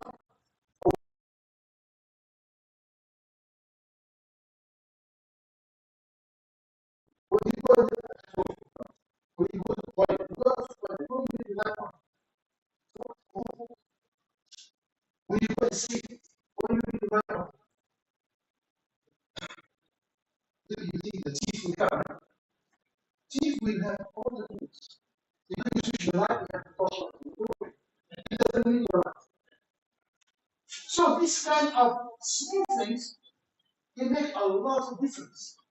And do things according to yourself. You know, when I finish my class, okay, finish the lecture, the last person is switch on. So the only way to solve this kind of problems is trying to engage the people at different levels. Small actions they make big. And as I said just now, don't look at yourself and envy as what is already. Look in the whole country, the whole us, the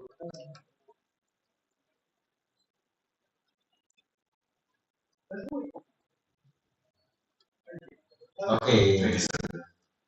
Okay, sir. Before the next question, actually, we should not turn off the lamp, especially in China.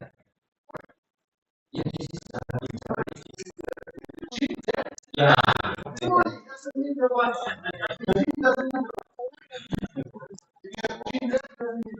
Okay. I don't know this, but as scientists, I know the gene doesn't need a lot. Yeah. It's what you have to point. Yeah. But I always find out when you go to sleep. She always had to leave the light on. I said, why? No, I don't sleep until the light on. Okay. Yeah. Okay. Next question. Yes. MC and one more. Okay. Please give the microphone. You don't have. Oh, it's the MC. The MC first. Okay, thank you, Professor, for the slide review. My name is Beliau. I'm a freshman in the electrical engineering program, Honorary program. I have checked your opinion and university and energy, especially for energy storage and system and such. I want to ask some question that we are now currently facing with some problems in renewable energy integration. Some of these are first the cost of the integration itself,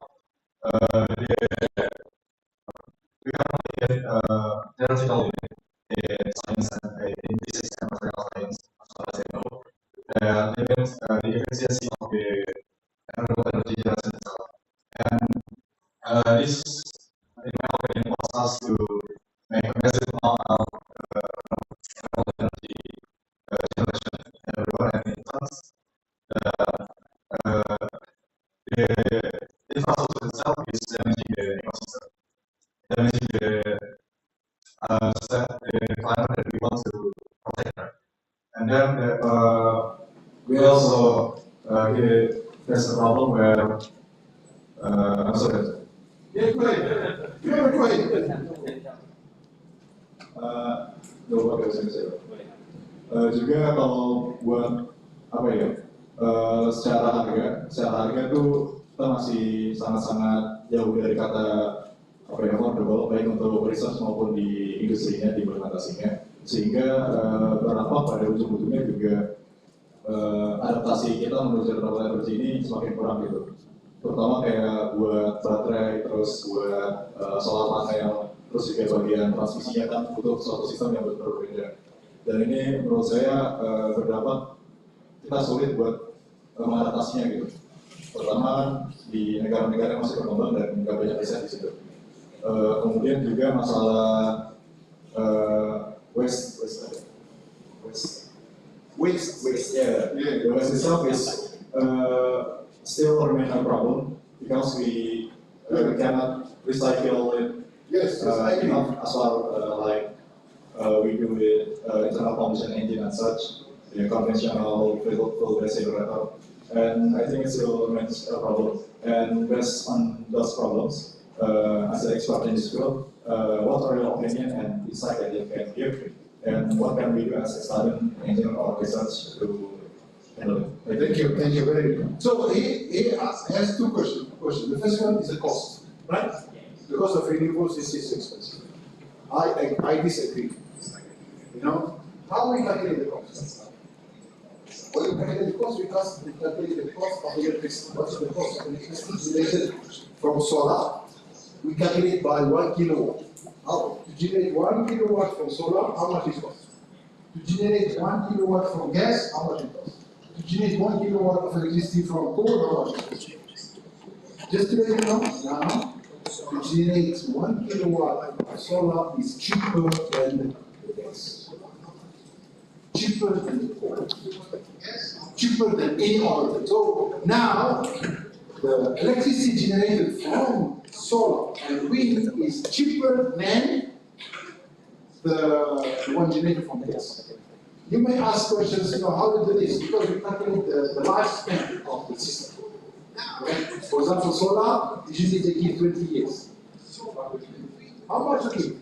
I have solar, for example, 1 kilowatt solar panels. 1 kilowatt, how much is it for 20 years? And then I divide by the cost, how much is it? And then I get the cost. Simply goes for it. So the cost now is not affected anymore. All the electricity generated from wind, solar, and here I'm talking about cost of electricity, not the capital cost. The capital cost is very high, but the cost of electricity is cheaper than others. The second part of the question is what we can recycle. Okay, so this is always the question, you know. For example, can we recycle solar panels? Yes, we can. Solar panel made of what? It's made for glass, right? You have glass, you have the aluminium, right? This can be recycled. Glass can be recycled, right? Aluminium can, not every part of, not every single part can be recycled, but most of the part of the solar panel can be recycled. And some people say, oh, when we do solar panels, in fact, the environment. Okay, we have to compare. Yes, when we fabricate the solar panel, we use energy, we impact the environment. But how much emissions from making solar panel? And then how much emission from the coal power plant? You have to compare. Means, yes, when we make the solar panels, we consume a lot of energy. So we have to use electricity, we generate a lot of carbon emissions. But when we have a coal power plant, solar panel during the fabrication only. Coal power plants, during calculating the operation lifespan for 25 years, or for 30 years, or for 50 years.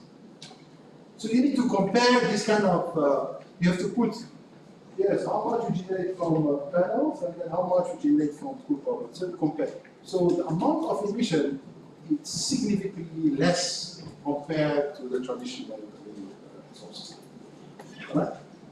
All right, any other questions? Okay, one more. Yeah, please.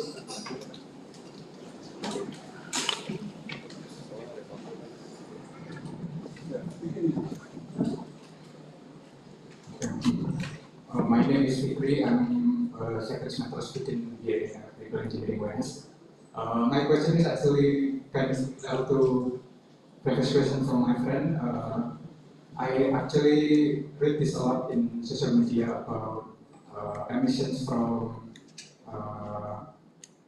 this electrical renewable energy. So as we moving towards electricity, obviously we need more components for that, like so batteries, wires, and those components need materials like copper, lithium, etc. And those materials came from like mining and stuff, and those mining produce a lot of carbon emissions, etc. And those material itself isn't really that sustainable. And my question is, how do we mitigate that so the carbon emissions at least we don't make a loss or at least break even? Yeah, thank you. Yeah, I think very more or less the same questions. So, yeah, very true. When we make these solar panels, we use a lot of materials. When we use these batteries, we use a lot of rare earth materials. There is an impact on the environment. Very, very true. But as I said before, we need to compare. It's always every solution we introduce, there is an impact. If you are looking for a solution that has zero impact, does not exist. So now what we have to do, we have to put this here and this here, put them together in the same stream, and then compare. Okay, I have this solar panel, for example. I'm using this, making the solar panels, everything. How much carbon emissions? I have this cool power plant. I've operated for 20 years. This is operated for the same. Operated them for 20 years, 20 years. How much emission from here? How much emission from here? So that here we are looking for, the least effect. Maybe it's not the best, but it is the better than what we have. Okay? The same is for materials, for example, batteries. I'll give you an example of batteries. Yeah, batteries, we know it's used from, for example, lithium ion, it's rare earth materials, it's harmful to environment. So what's the solution? It's used for storage, we need it. So what we have to do? We need to make sure we optimize the use of these batteries. So optimize them, what does it mean? Means we need to keep them, using them as long as possible. For example, I'll give you an example. The batteries used in electric vehicles. Right? These electric vehicles, usually the batteries around 8 to 10 years. Right? Lifespan. Because they change them when they reach around 80% of state of charge. 80%. Because what happened? When they reach 80% means the range of the electric vehicle will reduce. Maybe when you buy it, they go 400 kilometers. After that, it becomes 300, 200. After that, it becomes 1 meter, and then it will go. If you don't change it. So what they do, they change them at 80% state of charge. So what do we do with these batteries? Still can store energy, but cannot be used in electric vehicles. We can use them for renewables. So what do? We extend the life of the batteries. And this is called second life battery. We give them second life. The first life is electric vehicles, and then we use them for renewables, because the renewables we can put on the ground, no problem. So like this we can extend for another 4 to 5 years. So like this we can delay way. So this is the ways and how we can solve this kind of right? But always put the same on the screen. And then we tell you actually which is the best solution. Okay, very interesting. Actually,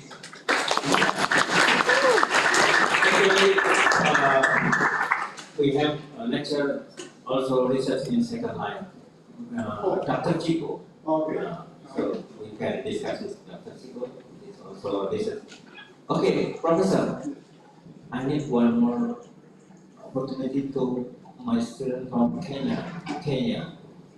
I haven't explained before.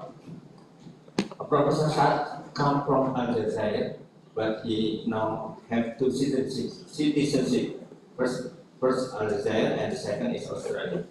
You know Algeria? Then is come from here. Okay. Okay. Abdurrahman from Kenya. Okay. Yeah. Assalamualaikum. My name is Abdurrahman. I'm from Kenya. I actually had, I don't know if it's like a question, just maybe it needs more like elaboration. It's about the question that was Ruben asked.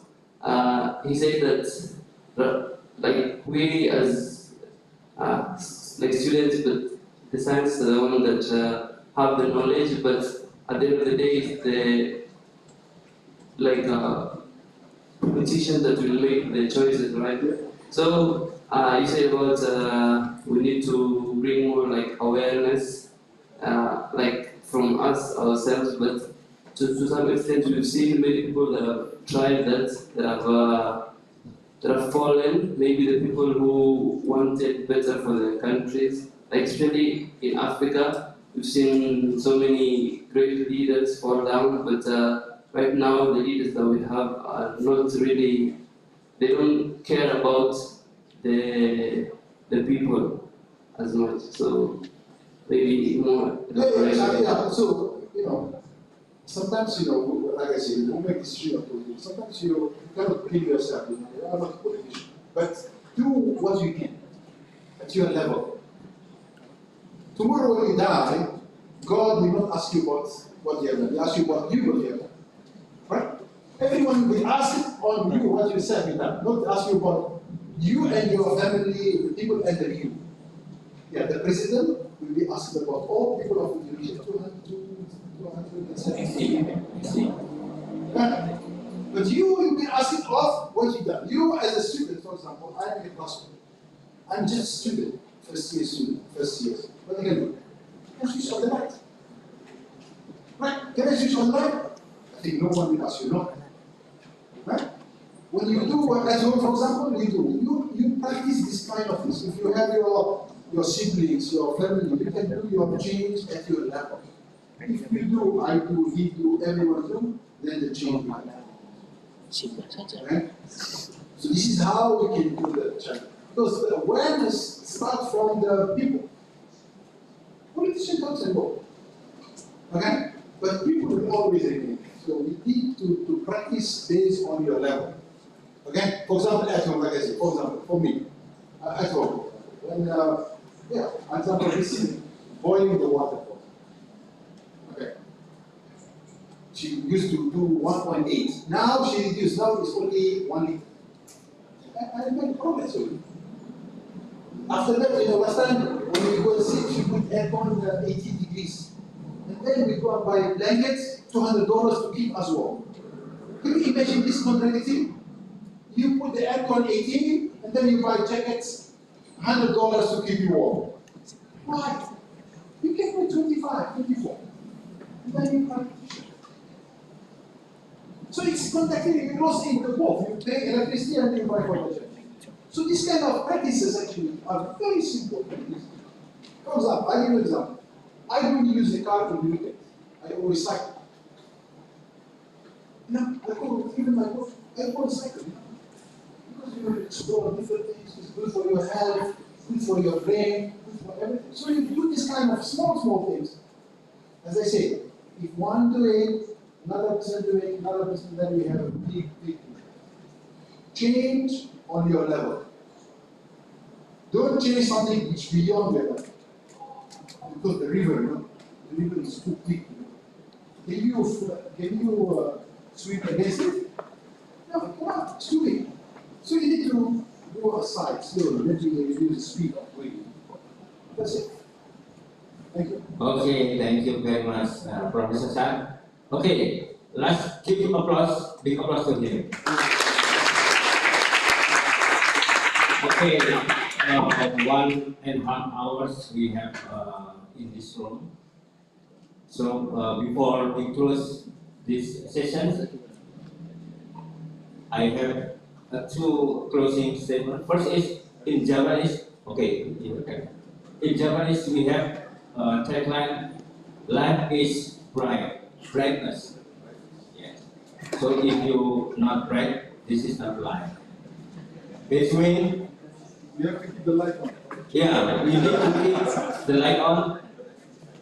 Energy will decreasing and will end, but people always renewable and burn, always burn and die, burn and die. So it's depend on us. Human is the main of this subject in the earth. The last, I will give the pantun. Malaysia also have pantun. Point. Okay. Point. If you visit Solo, don't forget to visit Pasar Klewer. Pasar Klewer.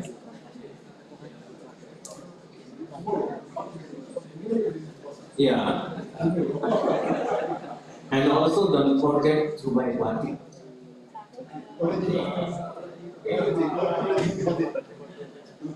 Thank you very much, Professor Saad, for your lecture. Wish you all the best and happy life. Okay. Thank you. Thank you very much.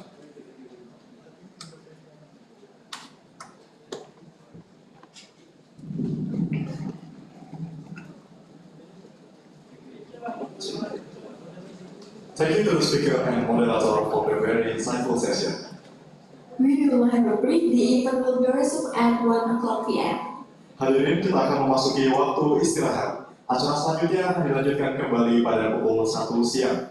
Dihimbau kepada hadirin untuk kembali lagi setelah waktu istirahat, karena sertifikat dan presensi hanya akan diberikan kepada mereka yang mengikuti hingga akhir. Terima kasih.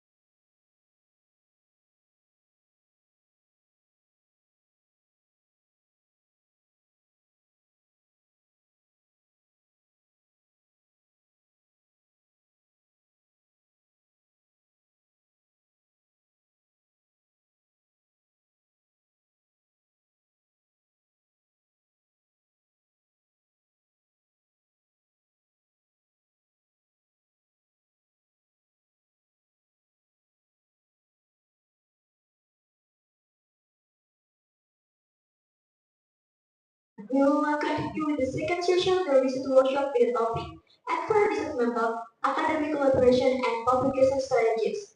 The session will be moderated by Dr. Hari Makira. To our moderator, we invite you to the floor.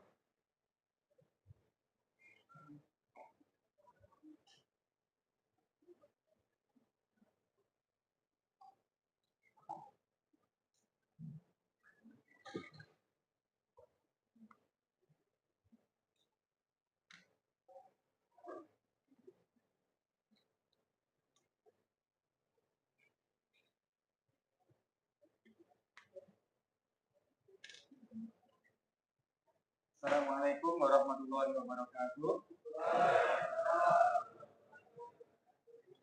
Good afternoon, everyone. Our distinguished speaker, respected participant, and our colleague, welcome to the second session with the topic of Advanced Research Method, Academic Collaboration, and Publication Strategy. And it is a great pleasure to see a strong enthusiasm for all participants for this important topic. And because in conducting high quality research, it is not only applying advanced method, but also we need build strong academic collaboration and effective strategy. As my name is Dr. Hari Makira, and here I will be your moderator for this session. Here, the speaker is Professor Saad Mekhilef from Swinburne University of Technology, Australia. He is an expert in the field of power electronics, renewable energy, and advanced control strategy, with many publications, and also Scopus H-Index 107, as I see in the Scopus data. And today's session will explore key aspect, advanced research method, and effective academic collaboration. Since I see the audience, most of audience is undergraduate student. Is there any master student? Can raise hand? No, yeah, PhD student? No. So most of the participant is undergraduate student and our faculty member. Oh, this PhD student, one PhD student. Okay. So before we begin, I would like to briefly outline and the flow of the session, starting with the presentation and followed by the question and answer. So based on the topic Advanced Research Method, Academic Collaboration, and Publication Strategy, we invite Prof. Saad to deliver the presentation.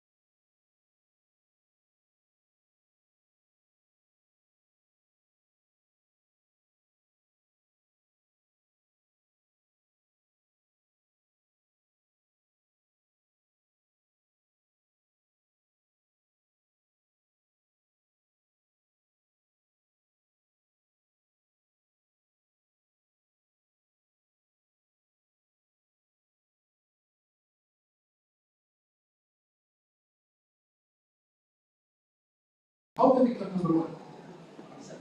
Huh? Research and teaching, both. But the research component is very, very important. Because teaching, how are you going to evaluate teaching? Very hard. How are you going to evaluate teaching? But research, you can evaluate it through publications, through patents, commercialization, you know. So, but because of teaching, no one knows in UNS how we teach. No one knows. But I can know how UNS is doing in the research. Even I am in Australia, I can go into Scopus or Google Scholar or Web of Science. I can see what is the performance of each of the staff. But I cannot see how we teach. That's why the research is a very important component and the way how these universities are being ranked. Okay? And also, sometimes also teaching and research, it's also impact teaching. Because when you do research, you already discover new things. So you transfer this knowledge to your students. Not teaching the same PowerPoint for the last 30 years, you know? Same slide, it's semester next semester the same, semester the same. So when you are doing research, automatically you update. Because you discover something new, you read new things, you know? So you transfer that knowledge to the students, and then the students becoming more knowledgeable and better students. So this is the impact, actually. Yeah? Usually, research also impact teaching. All right, so this is actually, as I said, this is quite very, very important, what you call topic. And as we see, the research landscape is changing. What does mean changing? It is now, it is a very multidisciplinary research. Interdisciplinary. Last time we had people in electrical, they do only electrical. Mechanical, only mechanical. Civil, do civil. But now, you can find people from electrical, working with people from mechanical, with people from civil. I give you an example. For example, I am an electrical engineer. I want to, for example, install my solar panels on the roof. Alright? Solar panel. I know the electrical part. How about the orientation? What is the structure? I need civil engineering people, or maybe architecture people, to see what will be the best orientation of the panel. And then I look to the structure, you know, to hold the cells. Mechanical people do the structure. Right? So you can see people from electrical, and you work with people from mechanical, and people from architecture. So this is like becoming a very multidisciplinary topic. So it's changing and also keep it's very, very, very, very dynamic. And in doing the research, there is like a process. Okay, there is a process, and this process, starting from the input, you must have input, and the input is what? Time. Okay, and that's why yesterday I asked the head of the department for the work group. And I see your lecturers actually doing a lot of work. They teach like three courses per semester. 4. You know, I give you, for example, we teach maximum 3 per year. Per year, yes. I know, different, that's why, different universities, different structure. But doesn't mean 3 per year you are free. You have to produce research. Professor, you must publish at least 10 papers per year. No, doesn't mean they give you, we teach 3 and then you go back home and sit. Professor, TBR, you must publish at least 10 papers per year.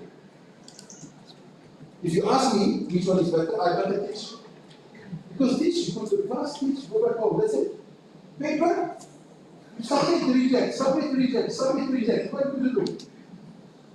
Very hard. then we need to find money. Yeah, the easy way is to teach, if you ask me. Yeah, but it's, yeah, so that's what I say. Very important. You have to have time. Because why you have time? And this time must be quality time. What means quality? It means time very, when you are very fresh, very focused, very lot of energy. Because you cannot do research after 3 hours lecture. Very tired. Usually when I give a lecture 3 hours, I put back and sleep down. You need to be fresh, because you know why research. Research is something that you do not for yourself. You are competing with the world. When you do research in UNS, you are not competing with UNS people here, department, or UNS University, or Indonesia. You are competing with every researcher in your field in the whole world. You're competing with people in America, in Australia, in Europe, in North America, in South America. So you have to do something of quality. You know, that's why it requires a lot of funding, money. No money, no talk. Yeah. If you have no money, you don't do research. And this money either to be provided by university or by government or by industry. You have to find money. Because you need, what you call it, you need to buy equipment, you need to pay the researchers. The students, usually when they do PhD and masters, they are still human, they have to eat. They have to sleep. You cannot ask someone to do research and he has nothing to eat. You cannot ask someone to do research and do something quality and he have no place to sleep. You have to look for a friend to sleep, every day. No. If you have focus, means you come to the lab, 100% focus on research. We know we have to eat, we have what to sleep, and very, what you call, well. And then premises and resources, means you have to have a lab, you have to have the resources. The resources is, I'm talking about equipment, facilities, and that requires a lot of work. So this is the input. And also the students, because professors don't do research. Who do the research is the student. Professors give ideas. Okay, you give the idea, you give the direction. But the one who is doing the research is the student. So there is no PhD students, no research.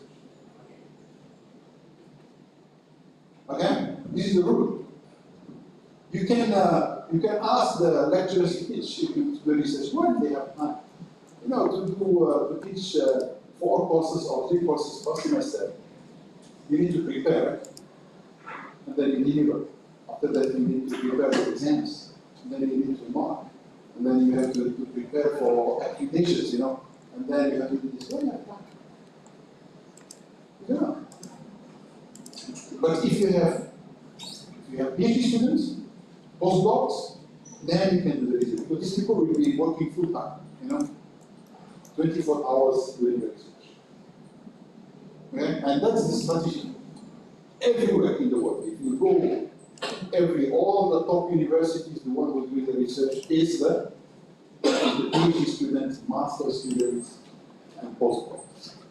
Okay? So this is very, very important. Okay? Okay, so this is activities, so projects, activities. So you have a project, most of the time you have a project. Collaboration, very important. Collaboration is very, very important. Research, we survive on collaboration. We have to work with other people. Because as a researcher, yeah, I can provide the time, I can provide the money, but I cannot control the output. I do everything, but the paper won't accept it. Keep submit here, submit there, submit here, submit there. It's always a question. It's not in my control. So the only way to overcome this is to collaborate, to work with other people. You have to work with other people. Other people that in other countries, in other universities. And I'll give you one example. One of my students. This student is a master student. Doing master by research. When he came, okay, I asked him, usually I give them 2 weeks to prepare a literature review, to read what other researchers have done. And then come and present to me. 2 weeks, 3 weeks. Okay, he prepared the presentation and then come and present to me. What I noticed in the references, he put the references, last slide is the references, right? I noticed one name, repeated like almost 4 or 5 times. It's Microgrids, his name. I see, who is this? Can you download from these papers and send to me? I want to read. Because this is the people who are doing the research in this topic on the predictive control. Then I go and read this paper. You know what I found? I found that actually what I proposed for these students is already done a long time ago by them. And they are almost 10 years ahead. So what to do? You know, to start from zero, I will never reach it. Because they already done this and they're already 10 years ahead of us. So what I did, I looked for this person, who is this email, and then I sent him an email. Hi Marco, hope you're doing well, and this, I started working on these topics, and I found that your work is interesting, and then this. And we also have some power electronics converters, and we have some work for this. We would like to collaborate. That's it. He's from Chile, South America. Okay? Next day, reply. And this is the good indication of good researchers. Good researchers will never take 1 week to reply. If someone takes 1 week, unless he is sick or maybe holiday, but if he is working, it should be always 1 day, 2 days maximum. Next day, reply. Okay? Yes, we can collaborate. Then we start doing. During that time, there is no Zoom, there is no Microsoft Teams, there is only Skype. I don't know, you know Skype. You know, but they don't know. Have you heard about Skype? You don't know. That's how we used to communicate online. We do video conferencing. There is no Zoom, there is no Microsoft Teams, there is no Google Meet, nothing. There is only Skype, right? Huh? And they only sorry? Below 2010. Yeah, below 2010. Yeah, before. These guys, they don't know. They don't know what is Skype. This was one of the tools that we used to communicate.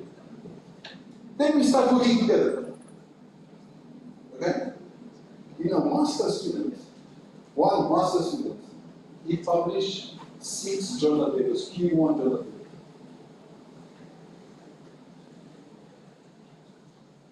You know, master students, not PhD. Because PhD students need to publish only 2. But this is a master, he published 6. So this is the equality, because this is the effectiveness of collaboration. Because these people in Chile, in what we call macro, they already have a lot of work, they have experience. But also we have some experience on the converter design. So we put this together. You know, after he become finished, then he ought to be email again. Saad, we have any other student we want to score. And that's collaboration. And one more thing, till today, I have never met this person, Marco, in person. We never met. We claim to be so many times in conferences, but never happened. So this is the effectiveness. This is how the effect of collaboration. Collaboration is the key, you know. Because you know something, another person knows something, when you put it together, it becomes something good. And that's my advice to all, if you want to do research, because if you depend on yourself, first of all, you have limited time, limited resources, limited funding, limited everything limited. You know, you cannot do everything yourself. So you need to work with other people. You know? And then you expand, slowly expand. But you must be always in control. You must control, you know? You cannot just simply, okay, collaborate. You have to be always very careful. You have to check, for example. If, for example, someone sends you a paper, your name in it, you have to read the paper. You cannot just say, okay. Every paper that's your name on it, you have to read and check. Because we academicians, it takes you 30 years to read the career. It takes you one paper to destroy everything. Yeah, you can work for 30 years, you know, read, and then publish an article, that is wrong. Or someone is plagiarized. Finish. So we need to be very, very careful on this. So you collaborate, but also you should know with whom you collaborate. You have to, for example, if someone invites you to collaborate, you go and read the history of this person. You know, how he did, what he works, you know, because nowadays, for example, especially from China and India, every day we can collaborate. But you don't know what they're doing. I don't know this person. You know? And sometimes you know what I do? I go. Every year I go like 3-4 times to India. There's nothing good in India to see. But why? Because I have a lot of collaborators. I want to see how they do the work. I want to check. I want to verify. Very, very important. Because my name is there. So we need to travel and see the people. And then after that, once you are confident, you can work. So collaborations is, and also this collaboration is very important also for university ranking. In university ranking, there is I think 10% for internationalization. Yeah. So they measure the students, international staff, but also they measure collaboration. How they measure collaboration? Huh? How they measure? Maybe MOUs? No, because MOU can sign 1,000 one day. They measure it on papers with dual affiliation, for example. If you have an UNS, for example, Universiti Malaya, or UNS Swinburne. So this is internationalization. So we have international collaboration. Because this is to publish a paper, you need to collaborate, right? So this is very, very, very important. So this is actually, then we have the outputs. The output usually is publication and data analysis. So publication is very, very important. And that's why, you know, some researchers say, okay, publications are just paper, right? For me, I don't want to argue, is it good or not? For me, as a researcher, you must produce something. Good something. If you do research, either you have to publish, or you produce patents or product. If you don't produce any of the three, you are not doing nothing. You do research what? What is your research output? It must be something. So it is an academic work, academic journal, which can be read by other people and contribute, or you may be a patent, which may become product later, or you're producing a product which goes for industry and for people. So this is very, very important. Okay. All right, and then we have you know, in the way the research we have three. We have the output, we have the outcomes, and then we have the impact. Okay, don't mix them. Output means a paper, for example. A pattern. Okay. So what is the outcome? Okay. Outcome is it's something that's beyond the output. Means, for example, like a new innovation, new things. That is an outcome. Innovation, right? Maybe this type. And then we have the impact. The impact is what is the impact of your research on the society? Okay. For example, when we say paper, what's the impact of publishing a paper? The impact is you influence the other researchers. Maybe your paper become a reference for them to do research. Okay? Maybe your paper helps an industry to work, to do a product.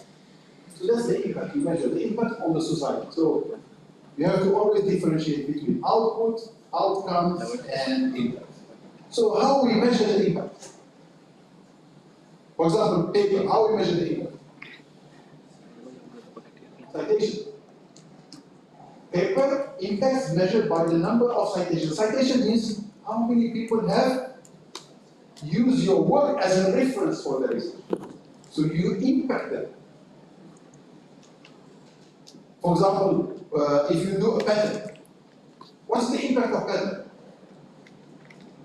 Product. How many people have sold this product? How many people have used this product in the market? That's the impact. Because if you do patent and no one buy it, no one use it, if you publish a paper, no one cite it, it's zero. That's why I always say, if you ask me which one better, to have 100 paper or one paper, I prefer to have one paper with 100 citation rather than 100 paper with 0 citation.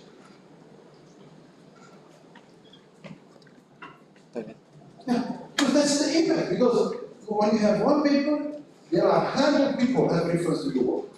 But if you have 100 people, no one refers to it. That's, yeah. So this is the what you call how we measure the impact. And as I say always, there are different people have different opinions on this. There are some people say, we don't want to publish. Publication is no good.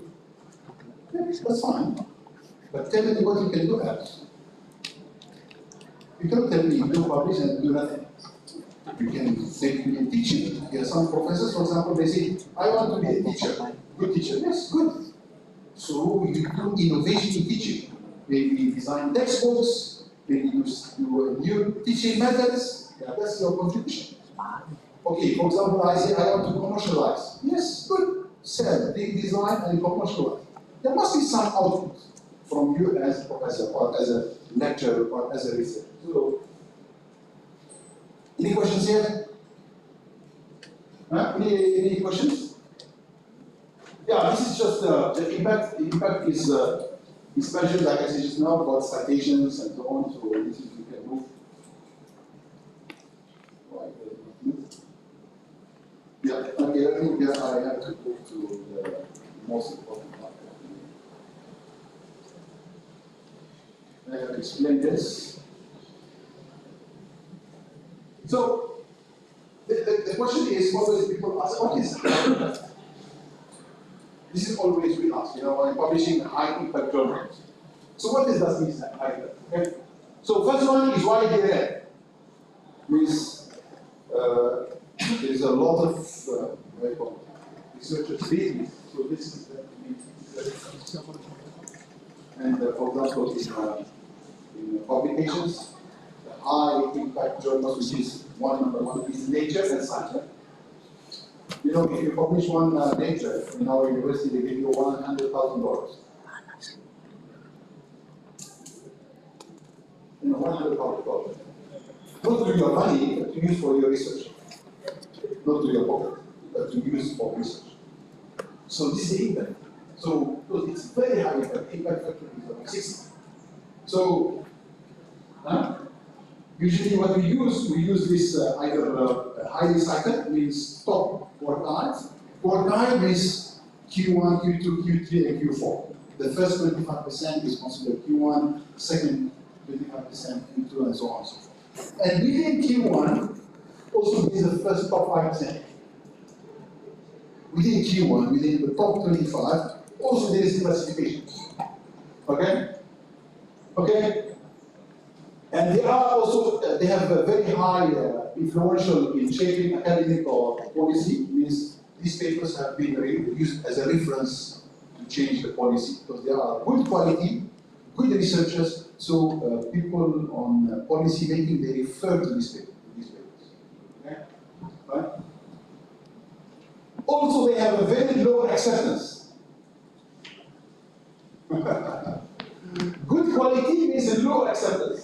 it's not everything you submit will be accepted. Huh? Usually sometimes less than 10%, less than 5%. Because only top. And this one also very important. Because as the professors also we need to be responsible, for this, because sometimes a student doesn't know what is the top quality. Because students, he has one objective, is to finish PhD. That's it. Meet the requirement, finish PhD and go. That's it, that's what he wants. He's not interested in something else. But as professors, we need to see beyond the degree. Alright? And I can give you one of my students example, and this usually, before we do the example, these top journals, usually they have top reviewers. Top reviewers give you top comments. And that's why the quality is very high. The selectivity is very high. I'll give you one example. One of my students, PhD students, he's from Elec. When he came to do PhD, okay, we start doing the work. Alright? And then he's very smart student. 6 months, he already finished the work. And he said, you draft the paper. Draft the paper, we check the draft number 1, draft number 2, draft number 3, draft number 4, draft number 5. I say, okay, no more comment, submit. Okay, student asks me, where? I say, give you the address. And this is very important. As a professor, you have to do this, You know the address. What is the address? In your area of expertise, which are the top journals? In electrical engineering, which is one of the good characteristics of electrical engineering, we have almost agreement. In electrical, we have IEEE concessions. These are the top. This is number 1. No question. You go to MIT, Harvard, UNS, ITB, whatever. If no one will tell you IEEE concessions is not good. You agree, huh? No one. Because they are still American control, they control the quality, that's why the quality is. So he asked me, so you have to submit to IEEE concession. Oh no, professor, very hard. Because the students always take the way, very hard means rejection. Rejection means you can't finish PhD. That's what he thinks, always think about cannot finish PhD. No, I see, you submitted. Can I submit to a lower rank journal first? And then later, next journal I submit to, no, only one address. And these transactions, they have page limit. Six pages, you have to put the paper in 6 pages. Double column, 6 pages. Then you go, I think 2 days later, have you submitted the paper? No, Prof, I'm still not submit. Can I submit something? I say no. Not because I want to punish the student, because I see there is a quality of the work. There is some good work in the work. Then he come, 1 week later he come. Submit? No. I say, okay, remove my name and submit email. Fair. Remove my name, I don't want to be there, submit anywhere you want. And in the university, the requirement for PhD, you must publish papers, but you must have the affiliation of the university and your supervisor in the paper.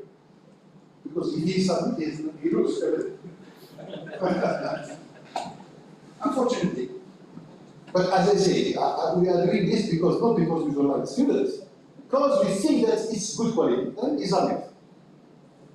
I think around 2 months, 3 months, we got the reviewer comment. Reject. Rejected, paper rejected. He came to me, his face very red. Very red, I told you, Professor. I say, I am busy. This week, the whole week, I'm very busy. Because I know, because we cannot discuss with someone who is very angry. You have to do management, Because after 1 week, he goes, sleep, take shower, sleep, go down.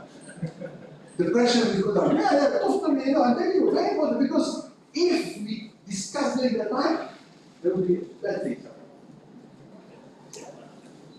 Yeah, because, for me, I have nothing to lose. I'm a professor, I said, go.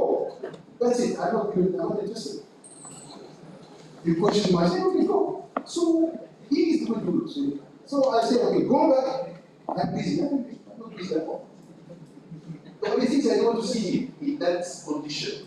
Because he's very angry, Arabs, they get very red face and I think he knows, Arabs, they get very angry, not like the Asian, Indonesian, Malaysian, they are very polite, very nice, They keep inside, but they can hold. But the Arabs, you can see in the face.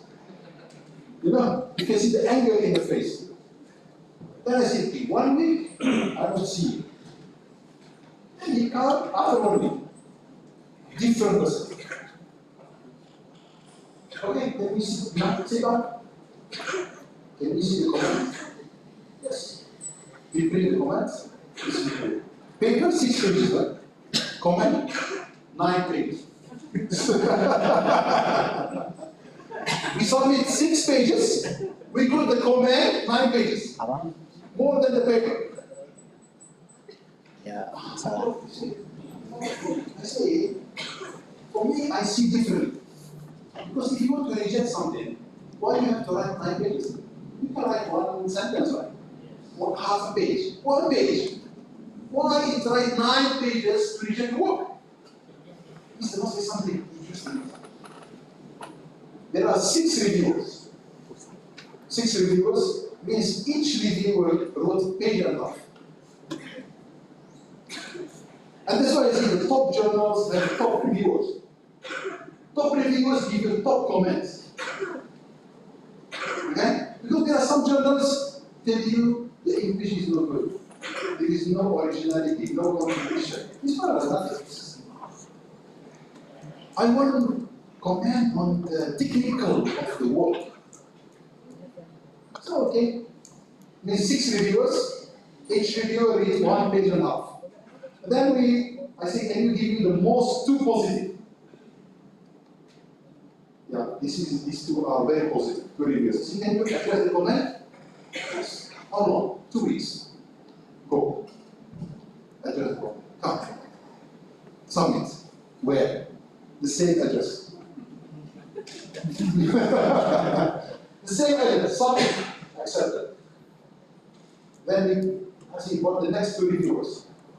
Oh, this say suggest this because some of the reviewers, how about if you do this? How about if you do that? Can you do this? Yes. How much? Another 2 weeks, 3 weeks. Do. Submit. Same place. That students graduated 5 IEEE concessions. The first one in the history of University of Malaya, more than 100 years, to graduate in 5 IEEE concessions. Never before. In University of Malaya is more than 110 years old. Not even the first student to graduate in IEEE concessions, 5 IEEE concessions. So this is what I say, it's the, you have to see beyond what your students say. But not to punish or to take revenge on the students, because you see the quality of the work. Because if you have the quality of the work, you publish it in a low-ranking journal, actually you lost it. It's a loss. Because you publish it in something which is not good. And if it is not good, what will happen? People will not cite it. Because when I ask my student, for example, to do literature review, the first step, to read what other people have published. The first criteria, they have to read from top journals. Because when you do a literature review from top journals, even if you don't achieve the same level, even a bit lower, still acceptable. But if you do with the Q4, where you go? Down to 0. Because if you do always with Q1, if you go to the P2, still okay. And also, not everything that is published is correct. But if it is in the top journal, most likely it is good. Right? So this is very, very important, especially for, I think, for lecturers who will be in the future supervising students. But this is very, very important. You know, how to manage and then how to see beyond what your student can say. Okay? And as I say, it's always these top journals usually will have top reviewers. Top reviewers give you top comments. And even, I finished this story. This student, the same student.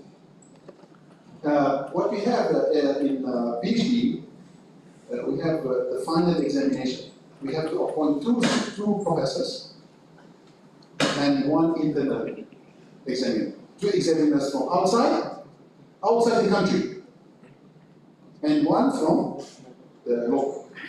And then I have to nominate, supervisor has to nominate. You know who I nominated?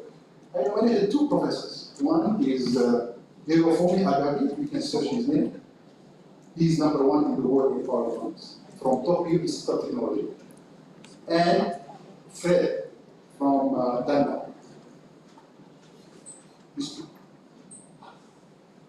How come you can send your thesis to these top professors? No, he got PhD with distinction. Because he published 5 papers, right? 5 papers, each paper, like say, not 6 reviewers, maybe take 4 reviewers. 5 times 4, 20 experts have read the work. Because the thesis is just a combination of the papers, right? So this work that is in the thesis have been checked by 5 papers times average of 4 reviewers. So 20 plus me, plus my student, 22 people. So who is going to comment? So like this actually you solve the whole problem. And that's why I think most of the time the feedback of this high quality journals is the feedback that we get. Sometimes they give you an idea which you don't think of. How about if you do this? Why you do this? Because when you are a student and supervisor, you think only of one angle, you know. Your supervisor thinking from this side, he thinks from this side, how about the other side? So when you get this feedback, actually it helps you to give you new ideas how to improve. And that's actually the way why these top journals usually, Okay, so I don't know if you have any questions or any comments, please feel free. And I always say, this is my opinion. Okay, this is not this is not exact science. Exact science, you have to agree. Either I am wrong or you are wrong. There must be only one wrong. Well, there must be only one right. Yeah, exact science means it's a fact. But this sense is based on my personal opinion. So it can be wrong, it can be right, it can take, it can be whatever. Okay? So, alright. Okay, so I think that's about the impact. So I think we move. Okay, it's all because people think, okay, well, when we start selecting this, it's all starts from the selection, the topic. Because when you do research, you have to select the right topic. That is very, very important. And this is also a big dilemma for, especially for students, because students cannot see what will be the topic, the right topic. So, because there are some topics, they are almost dead. I give you an example. Control theory. Doing research in control theory. Can you publish a paper? Impossible. Because you need to come up with a new control theory. Robotic, for example. You work on robotic. It's impossible to publish a paper in robotic because industry is far away from academia. They are ahead of us. So whatever you publish in academia have no meaning. So you need to select the topic that is actually has some still we call them hot topics. Hot topics means still emerging. There means still there is a need for new information. I'll give you an example. Last time there is COVID. Okay, new. So people start talking. There are a lot of research on vaccines, right? So many research vaccines. You know what we did? We say energy consumption during COVID. So we want to see actually the pattern of how the energy used during COVID, the impacts on COVID on energy consumption. This is hot because people doesn't know. So you need to select the right topics which still emerging. There is room for improvement. But if you select a topic which is already saturated, very hard to publish. And the question is how? How do you know these hot topics? You know how we do these hot topics. Usually what even in Syria, if you go to Syria, you can see these hot topics actually. You know how they measure the hot topics? They measure the hot topics not by the citation, because citation will take some time. You know, citation is not tomorrow.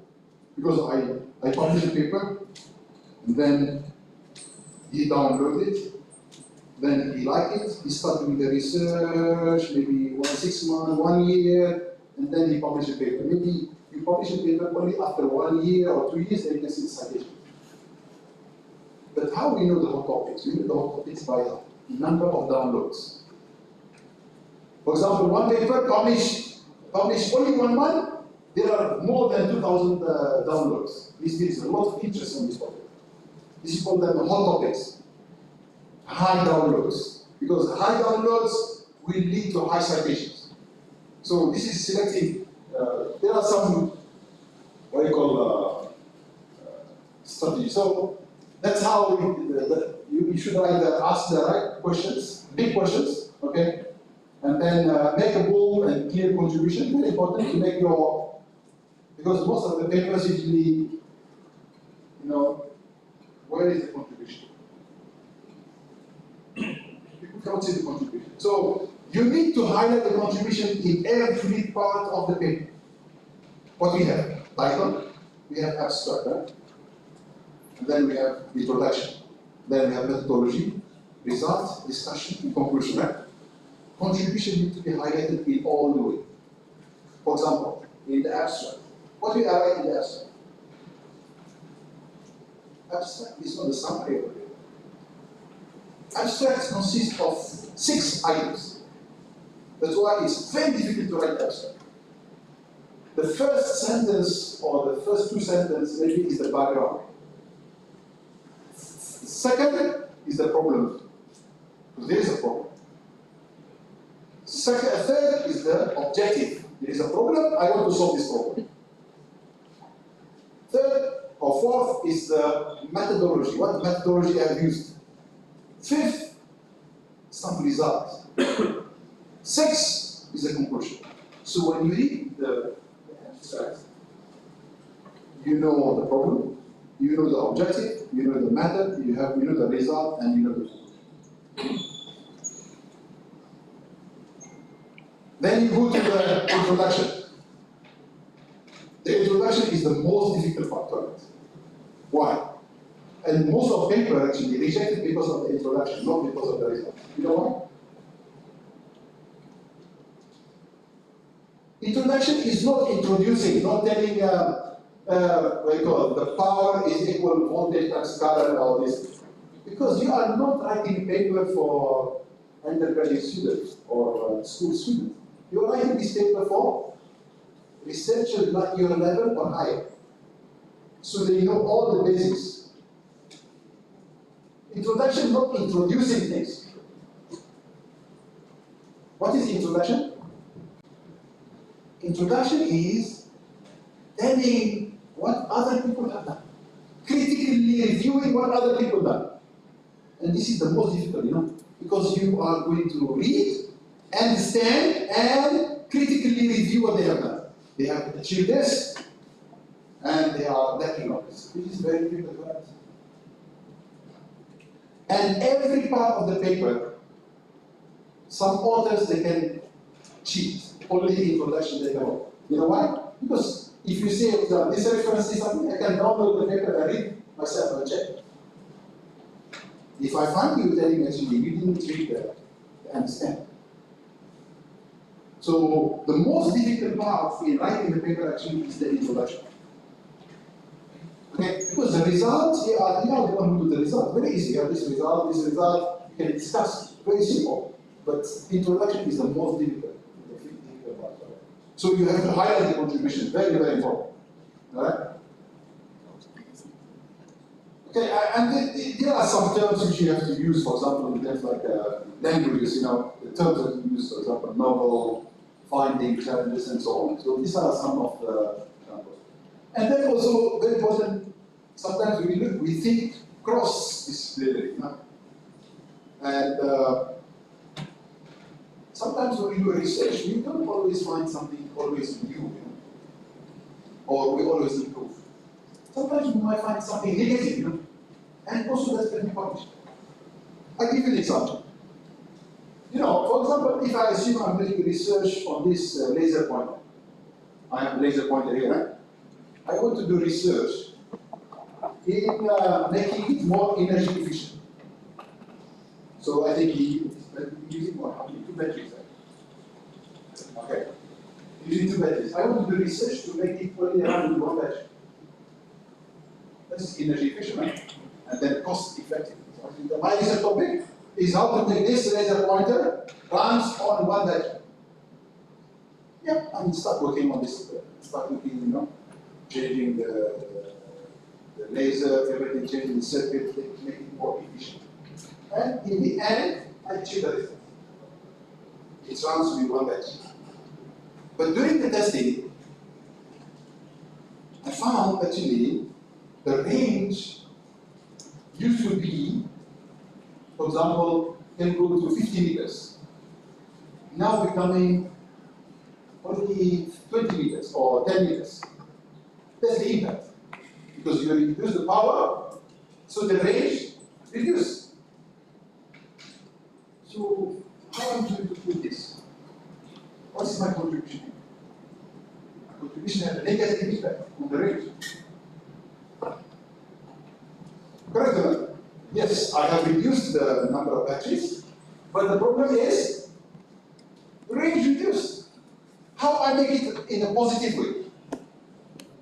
So I can put it this way. This laser, most of the time used in classrooms. The range usually within 5 to 10 meters. So you put your findings in a positive way, because this is not used in a stadium.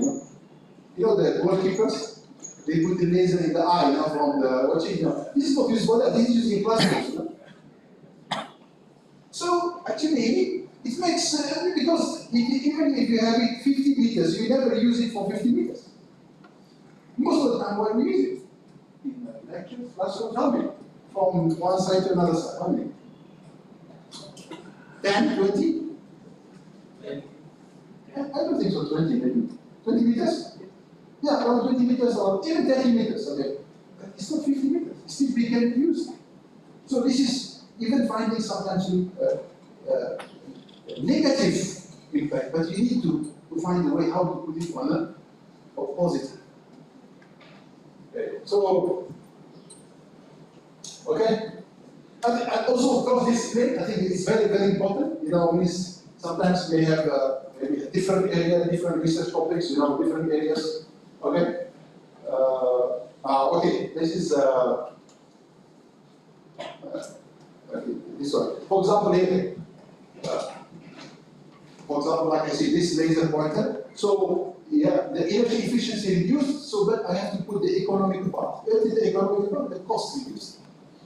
Okay, so this cost so the cost is being reduced. Okay, and then one of the strategies also is to stay close to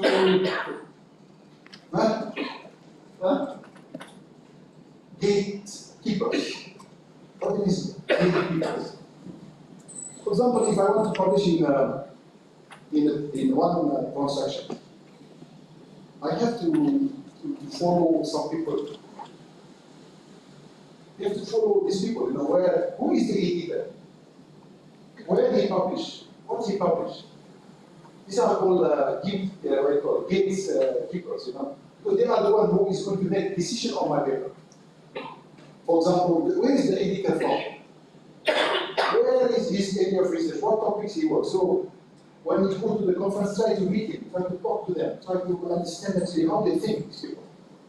Because this gives you some insights actually.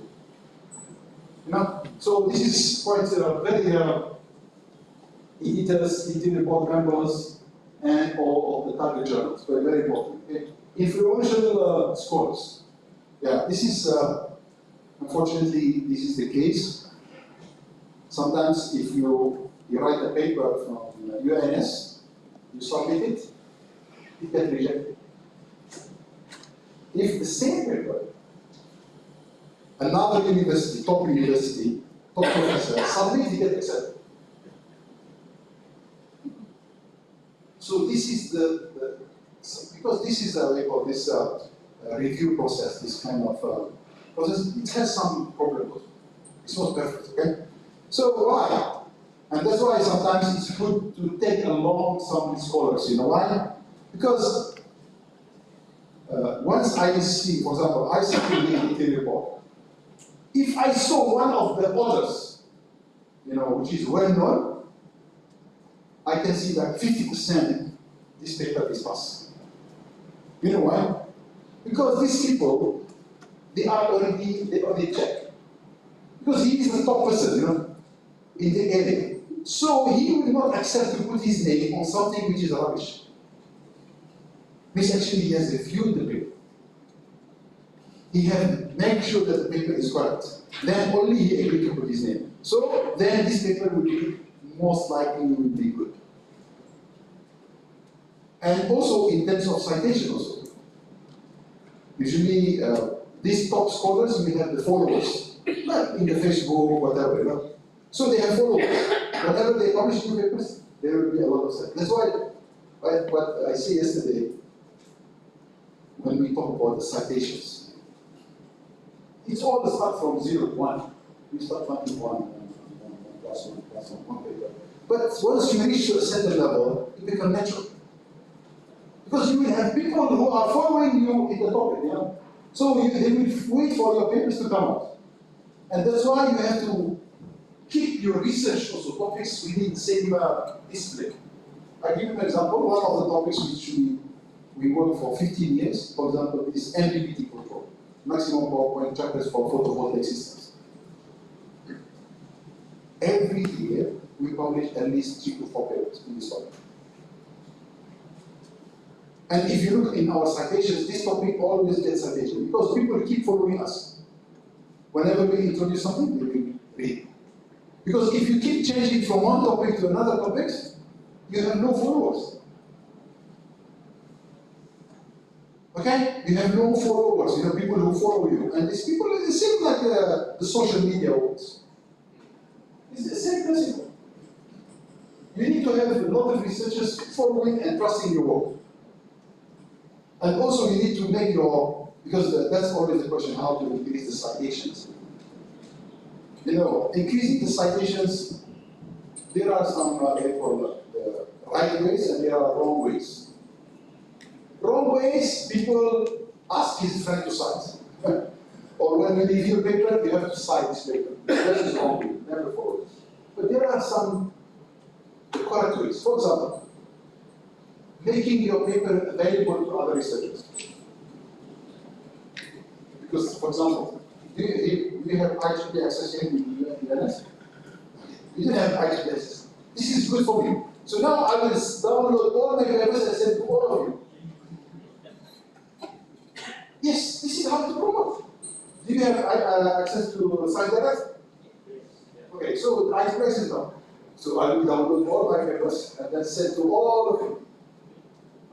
So you need to do these kind of strategies. You need to make your paper available to other researchers. But problem, you cannot put it online because copyright. You have to send it by email. You have to send it privately. That's no problem. PDF file and attachment, that's it. But this is a lot of time. No? How many papers you can send? So it's, you have to know one thing. Nothing comes easy. Everything needs a work behind. But as long as you put the base correct, the rest will grow up naturally. But if you put the base wrong, it will collapse. So your starting points have to be correct. So what is the starting point? The starting point is you publish in the top journals, do the right things, and then naturally we go through. Okay? So that's actually, and then connections, we still have time, right? I think I still have not gone to the topic yet. And also sometimes people ask, who are these reviewers? They always have to comment about the reviewers. Who are the reviewers? Who review when you submit your paper? Because when you submit your paper, the paper goes through a process, right? It goes first one, it goes to the computer. Now computer, So the computer check the similarity in the plagiarism. And then if it is a certain percentage, we call it desk reject. You know what means desk reject? Do you know what means desk reject? Actually, desk reject means actually no human has seen your paper. It's a table. Table rejected your paper. Means the computer actually rejected your paper. Okay, after if we pass this plagiarism, it goes to second one, language. Because there is a software to check the language. If the language is very poor, then desk reject. Okay? So if it reaches to the editor, that is a very important step. Because now he will check the contents and look at it. Okay? And then once he is happy, he sends to the associate editor. And then the associate editor will be sent to the reviewer. That's the problem. Actually, who makes the decision is the reviewers and the associate editor and the editor. Who are these reviewers? Because these are the people who are going to comment on my paper. These are researchers like me and you. Maybe they are junior than you. Maybe they are older. Maybe they are men. They are women. Maybe they are from industry. Maybe from academia. Very diverse. So when I write my paper, I should make sure it captures this big study. Now, like for example, reviewer can be from industry. So industry is not interested in theory. Industry is interested in application. So in the paper, I have to mention what is the application of my research. So the industry people will appreciate it. Okay? So in the paper, you must mention on the application. What is the potential application of this work? And then you have women and men, right? Usually women, they like colors. Here, if you put your graphs very colorful, very nice, well presented, usually the woman will be nice. Right? So if you put a lot of color, the design is very nice, then it will be appreciated. So you need to have this kind of your presentation will be very, very good. So emotionally, they feel very nice. Also, sometimes you put the graphs, for example, you have graphs, and then you put the scale very small. For example, if I am 70 years old, I have glasses, I put fine, you cannot see them. I'm not going to go and buy a new glass to read your paper. You just don't. So you need to make sure that your results are presented in such a way which can everyone, average person can see it. These are, these are basics that are very, very important. And sometimes, for example, some researchers which say, for example, they do talking about this figure shows, and then you see the wrong figure. This is not. You have to do it because now even Microsoft have the technique, you know, how to put the figures, table of contents, and so on. So there are some very, very important. So you need to make sure that the reviewers appreciate your work. That's very, very important. And sometimes also, if you have young reviewers, it's very difficult to deal with. Usually, young one.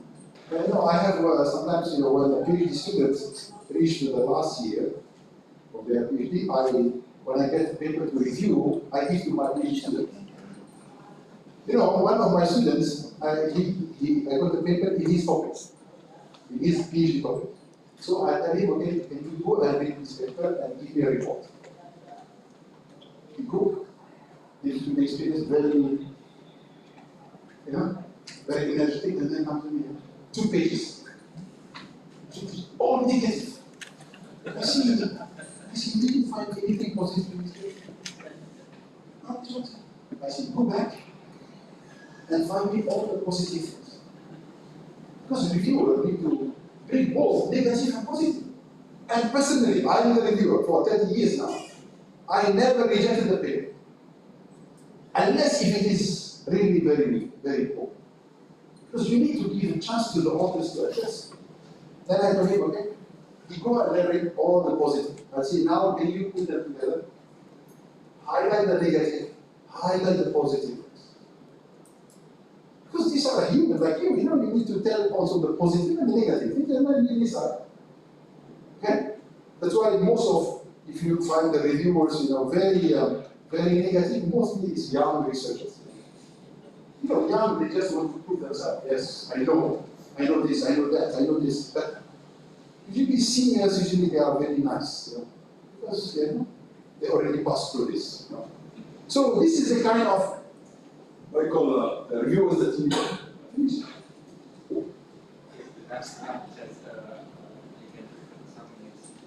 I don't know.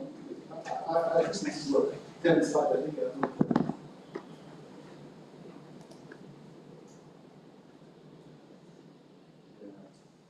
Yeah, I think there are some, you know, we call the target direction. I think, you know, in any one of you, in your area, you need to know the top journals.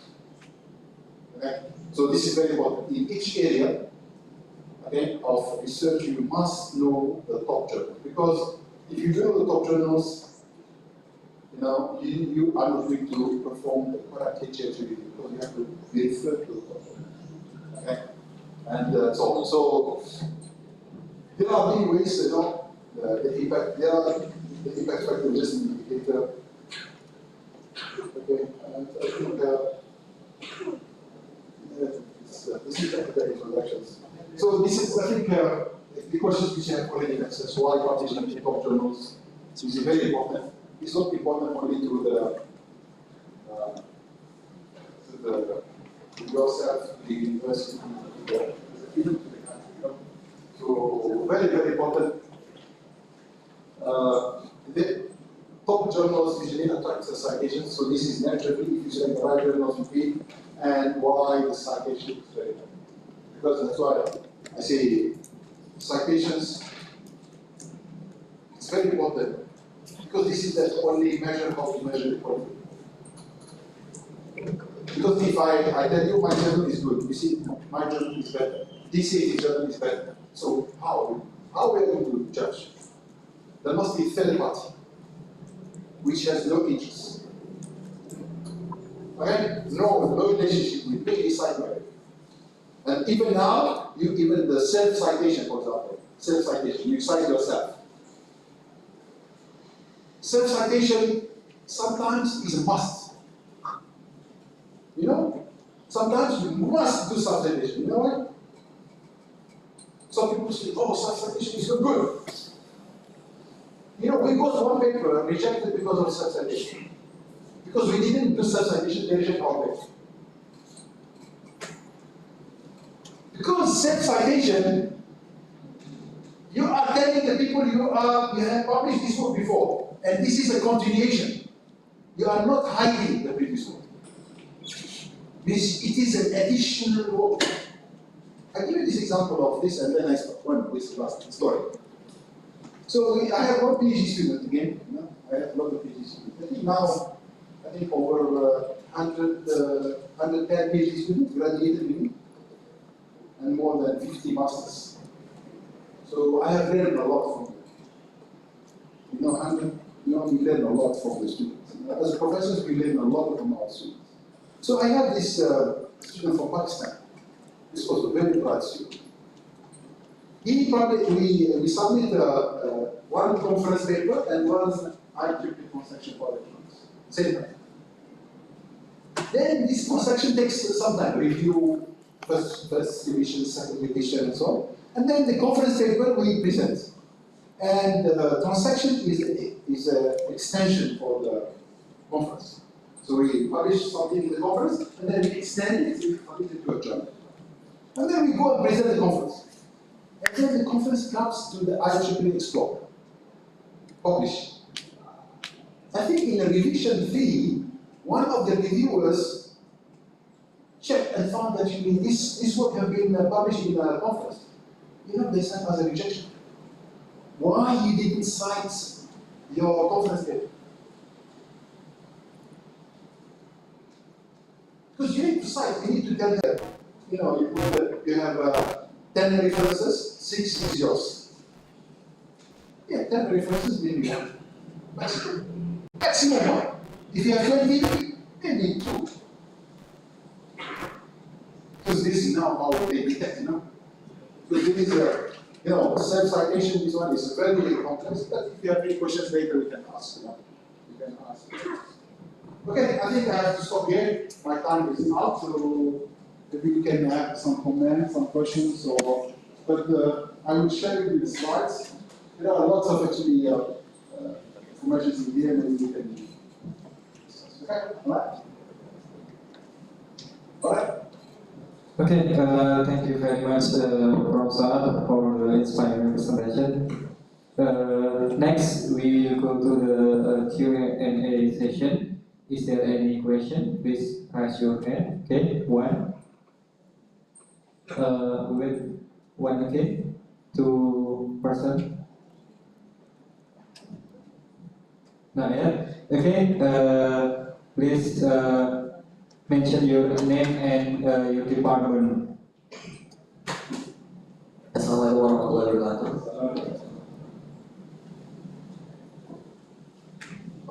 Good afternoon. My name is Riley. If you're a bit hard to pronounce it, just call me Riley. So, as you said before, that you likely to have one research that had hundreds of thousands of impact than 100 researches that doesn't have any impact at all. So my question is,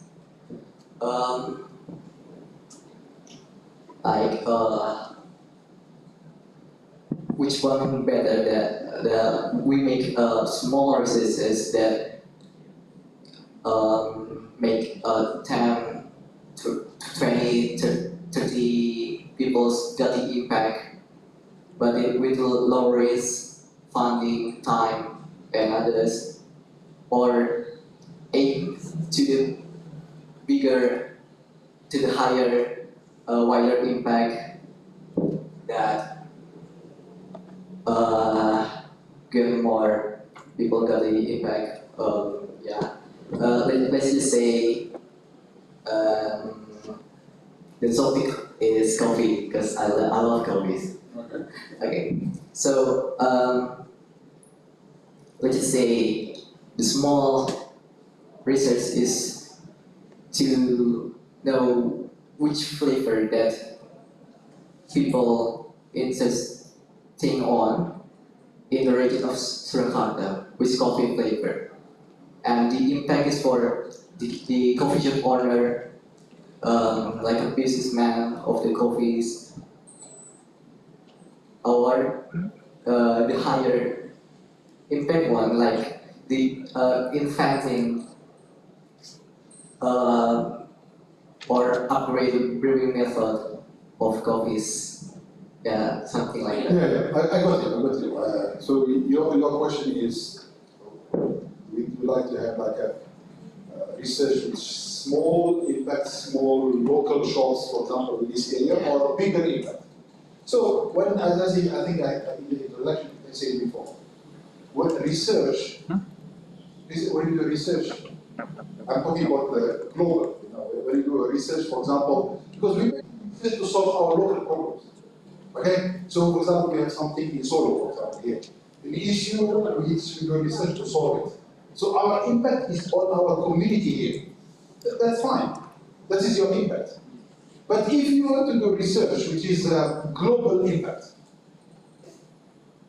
if you want to do something on a global impact, you need to have the funding, the money, the resources that your competitors are doing. So if, for example, I want to do something like we see this morning, green hydrogen, for example, production.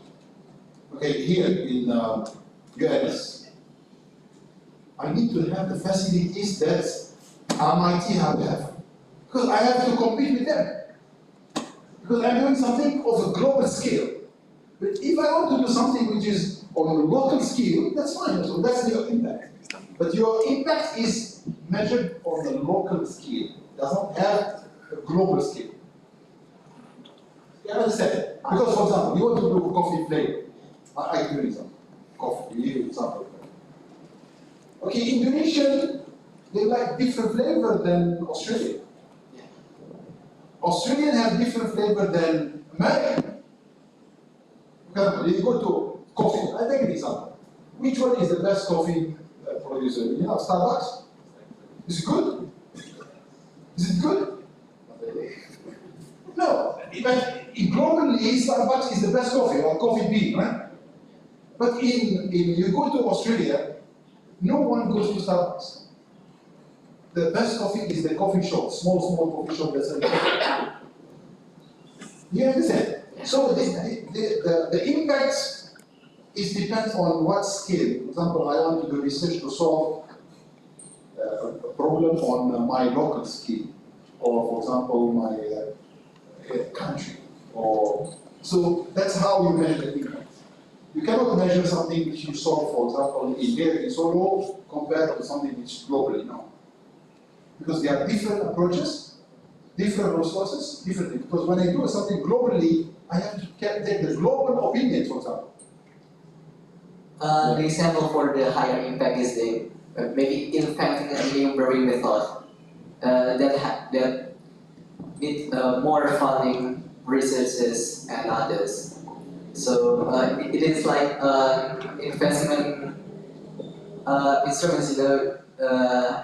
It has either of higher risk or lower risk. The lower risk one is the like local research. Yes, look, because most of the time research is very high risk. Research, whatever, because when we do research, we don't know actually what's the outcomes. We may reach, we may not reach, you know. When you are trying to come up with the new things, very high risk. Very high risk, actually. Because you don't know, yeah, you might follow this, but you never achieve the result. Then you have to redo back, do again, try, nothing you get the result.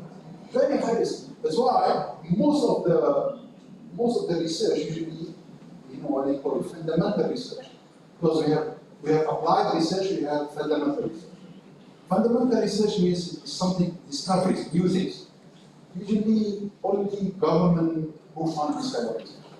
Most of industry like to do applied research, means I have problem, solve the problem, and that's it.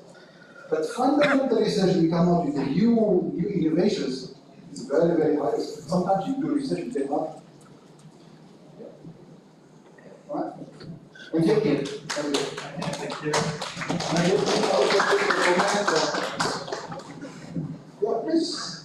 Maybe one last question.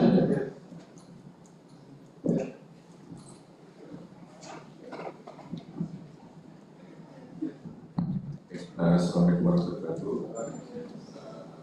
I was asking something that maybe it's in energy. Yeah, maybe we can say that stupid question, but I'm in early stage from become a researcher. I'm new in UNS and still gaining the experience right now. Previously, Prof. talked about anything is because of the collaboration. But there's something interesting before. You were talking about when we are trying to collaborate, try to know about someone who want to collaboration with us. But in my condition, I'm very early stage in the research, so I don't have many experience in research.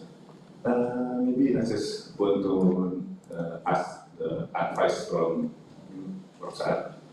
How can I start the research? Yes. Yeah, collaborations, because I think maybe collaborations doesn't mean you write to someone and tell him I want to collaborate with you. When you want to collaborate with someone, you have to have something to offer also. You have to put something on the table.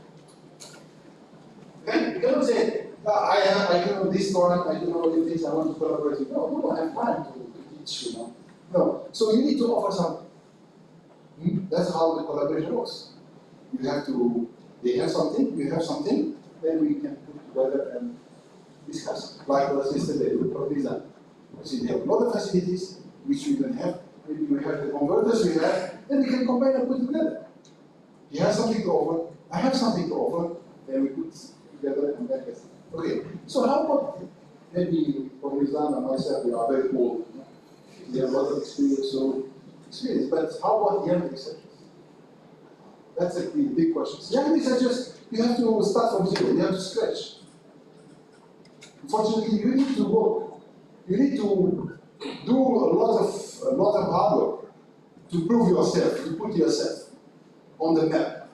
You are not in the map at all. You need to put, I'm here.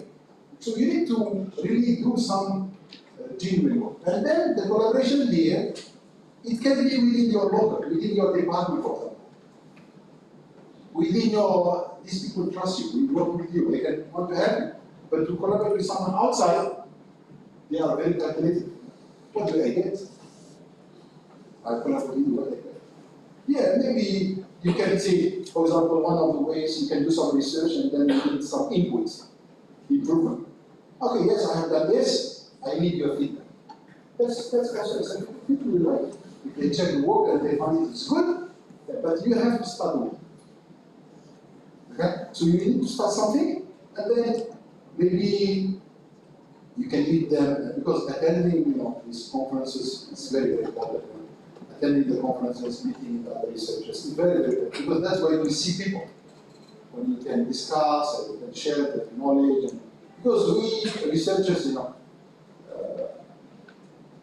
the only way when we meet is in these conferences. When we meet people, we can discuss, we see what they're doing, then we can start the collaboration. So my suggestions is to start to work from the beginning, and then if you read the input, for example, you see some researchers in the area, they are very advanced in this area, in the same area, but you have done some good work. You can communicate, say to them, I have done this expedition, I need your feedback on this. What do you think? I'm preparing this data paper, I need your feedback, and if you are interested, you can co-author with the paper. You do something. You add another co-author. You do something. But he is an expert in the area, he can give you some, like I said this one yesterday. Sometimes when you do collaborations, you may do 98% of the work. And you submit it, it will get rejected. The other person just do 2% and get accepted. So which one is better? I add his name, and then he give me some input, some comments, some advice, then I get my paper. And that's how I create my name. And I give you this is personally, my personal experience. I finish this story. When I started joining, when I started doing my PhD, then become lecturer, this is, I'm talking about 99. Maybe most of you have not born yet. 99, the last century. in the last century. So, there is a department, some very senior professors, Professor Khalid Mohammed, Professor Stephen Luke, Professor Subramanian, Professor Shafiq, but we are very scared of them. What I noticed, I just see this is a big discussion in the department meeting about the research. See, this journal is not good, this journal is not good, this one is good, this is not good. And I feel there is always some personal things. Because I'm outside.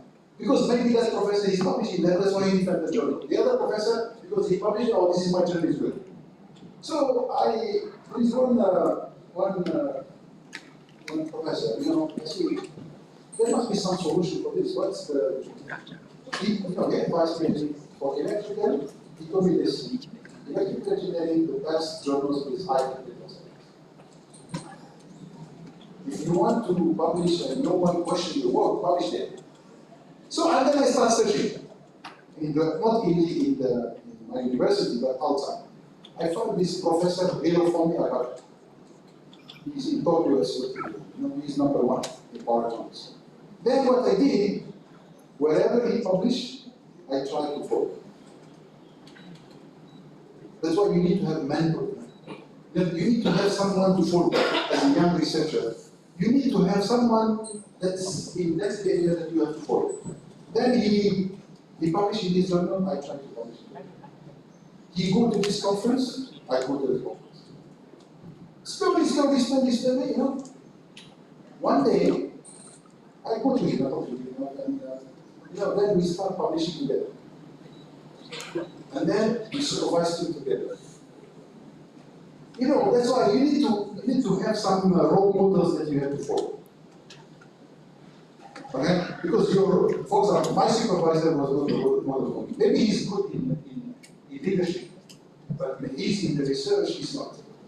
So I look for someone which I follow. And the same, if there is a teaching, for example, if we see someone, I see this guy, the student like him. I have to ask why they like him. There must be something. Maybe the way he did the work, I go and attend his class and see how he teach. What is his approach? I have this is the role model for me, but he's not good in research. This guy is good in research. So I follow this guy in the research. So this is the way. You must have someone, and sometimes this one maybe not in here, and sometimes maybe it's not in the country, maybe it's outside. And that makes your life much easier. Because you have some role models that you follow. Slowly, one day you will reach to this.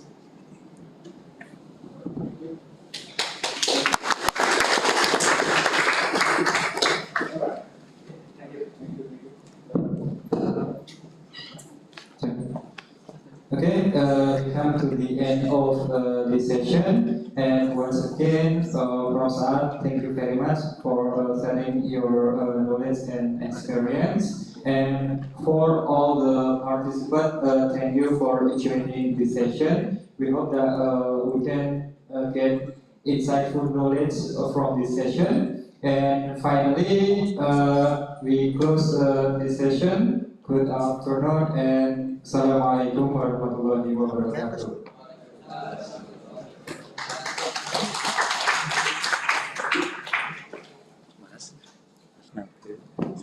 Tahu buat saya minta tolong ya presentasi dua yang pagi sama ini minta tolong dikirim ke saya ya WhatsApp saya ya Presentation of certificate and memento as a token of appreciation to our distinguished guest lecturer Professor Dr. Saad Mekhilef. To present the memento, Dr. Sutrisno, we request you to take the floor.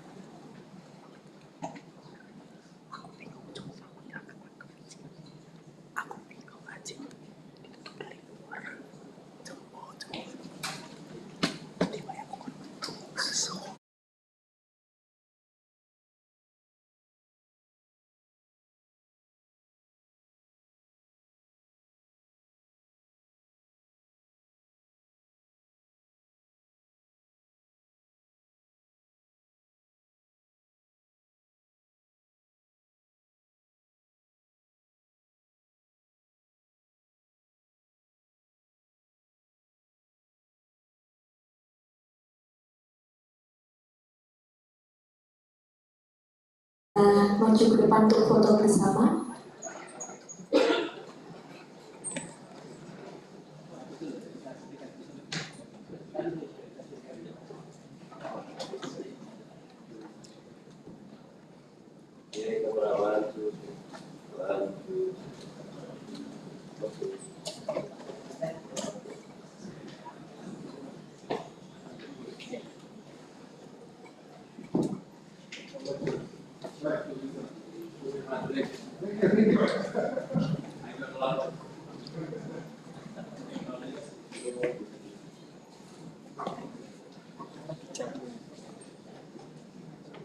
Teknik buat omongan nih. Teknik buat omongan.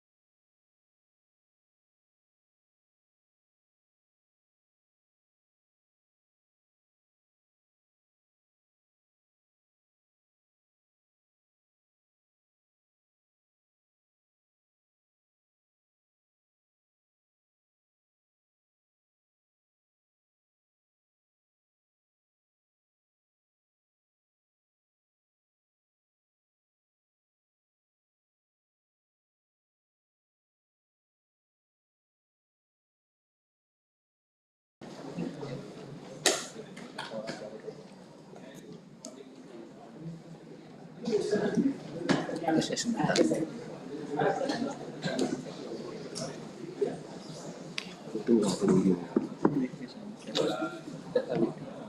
Kenapa tadi dibawa ke sini, Cok? Oh, ya kenapa dibawa ke sini? Gua mau tuh.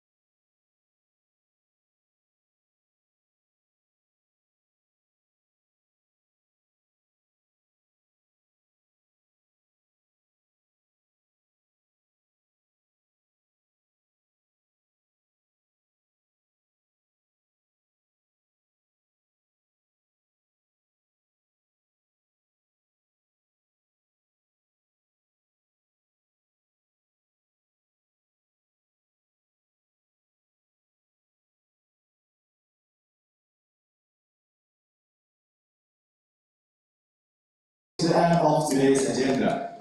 We would like to express our sincere gratitude to all parties who have supported this event. We hope the certificate brings valuable insight and inspiration for our future as engineers. We, Beliau, and Alice, as a master of ceremony, sincerely apologize for any mistake during the event. Thank you for your attention and participation. It's an honor to have you with us today. Have a pleasant afternoon. Wassalamualaikum warahmatullahi wabarakatuh.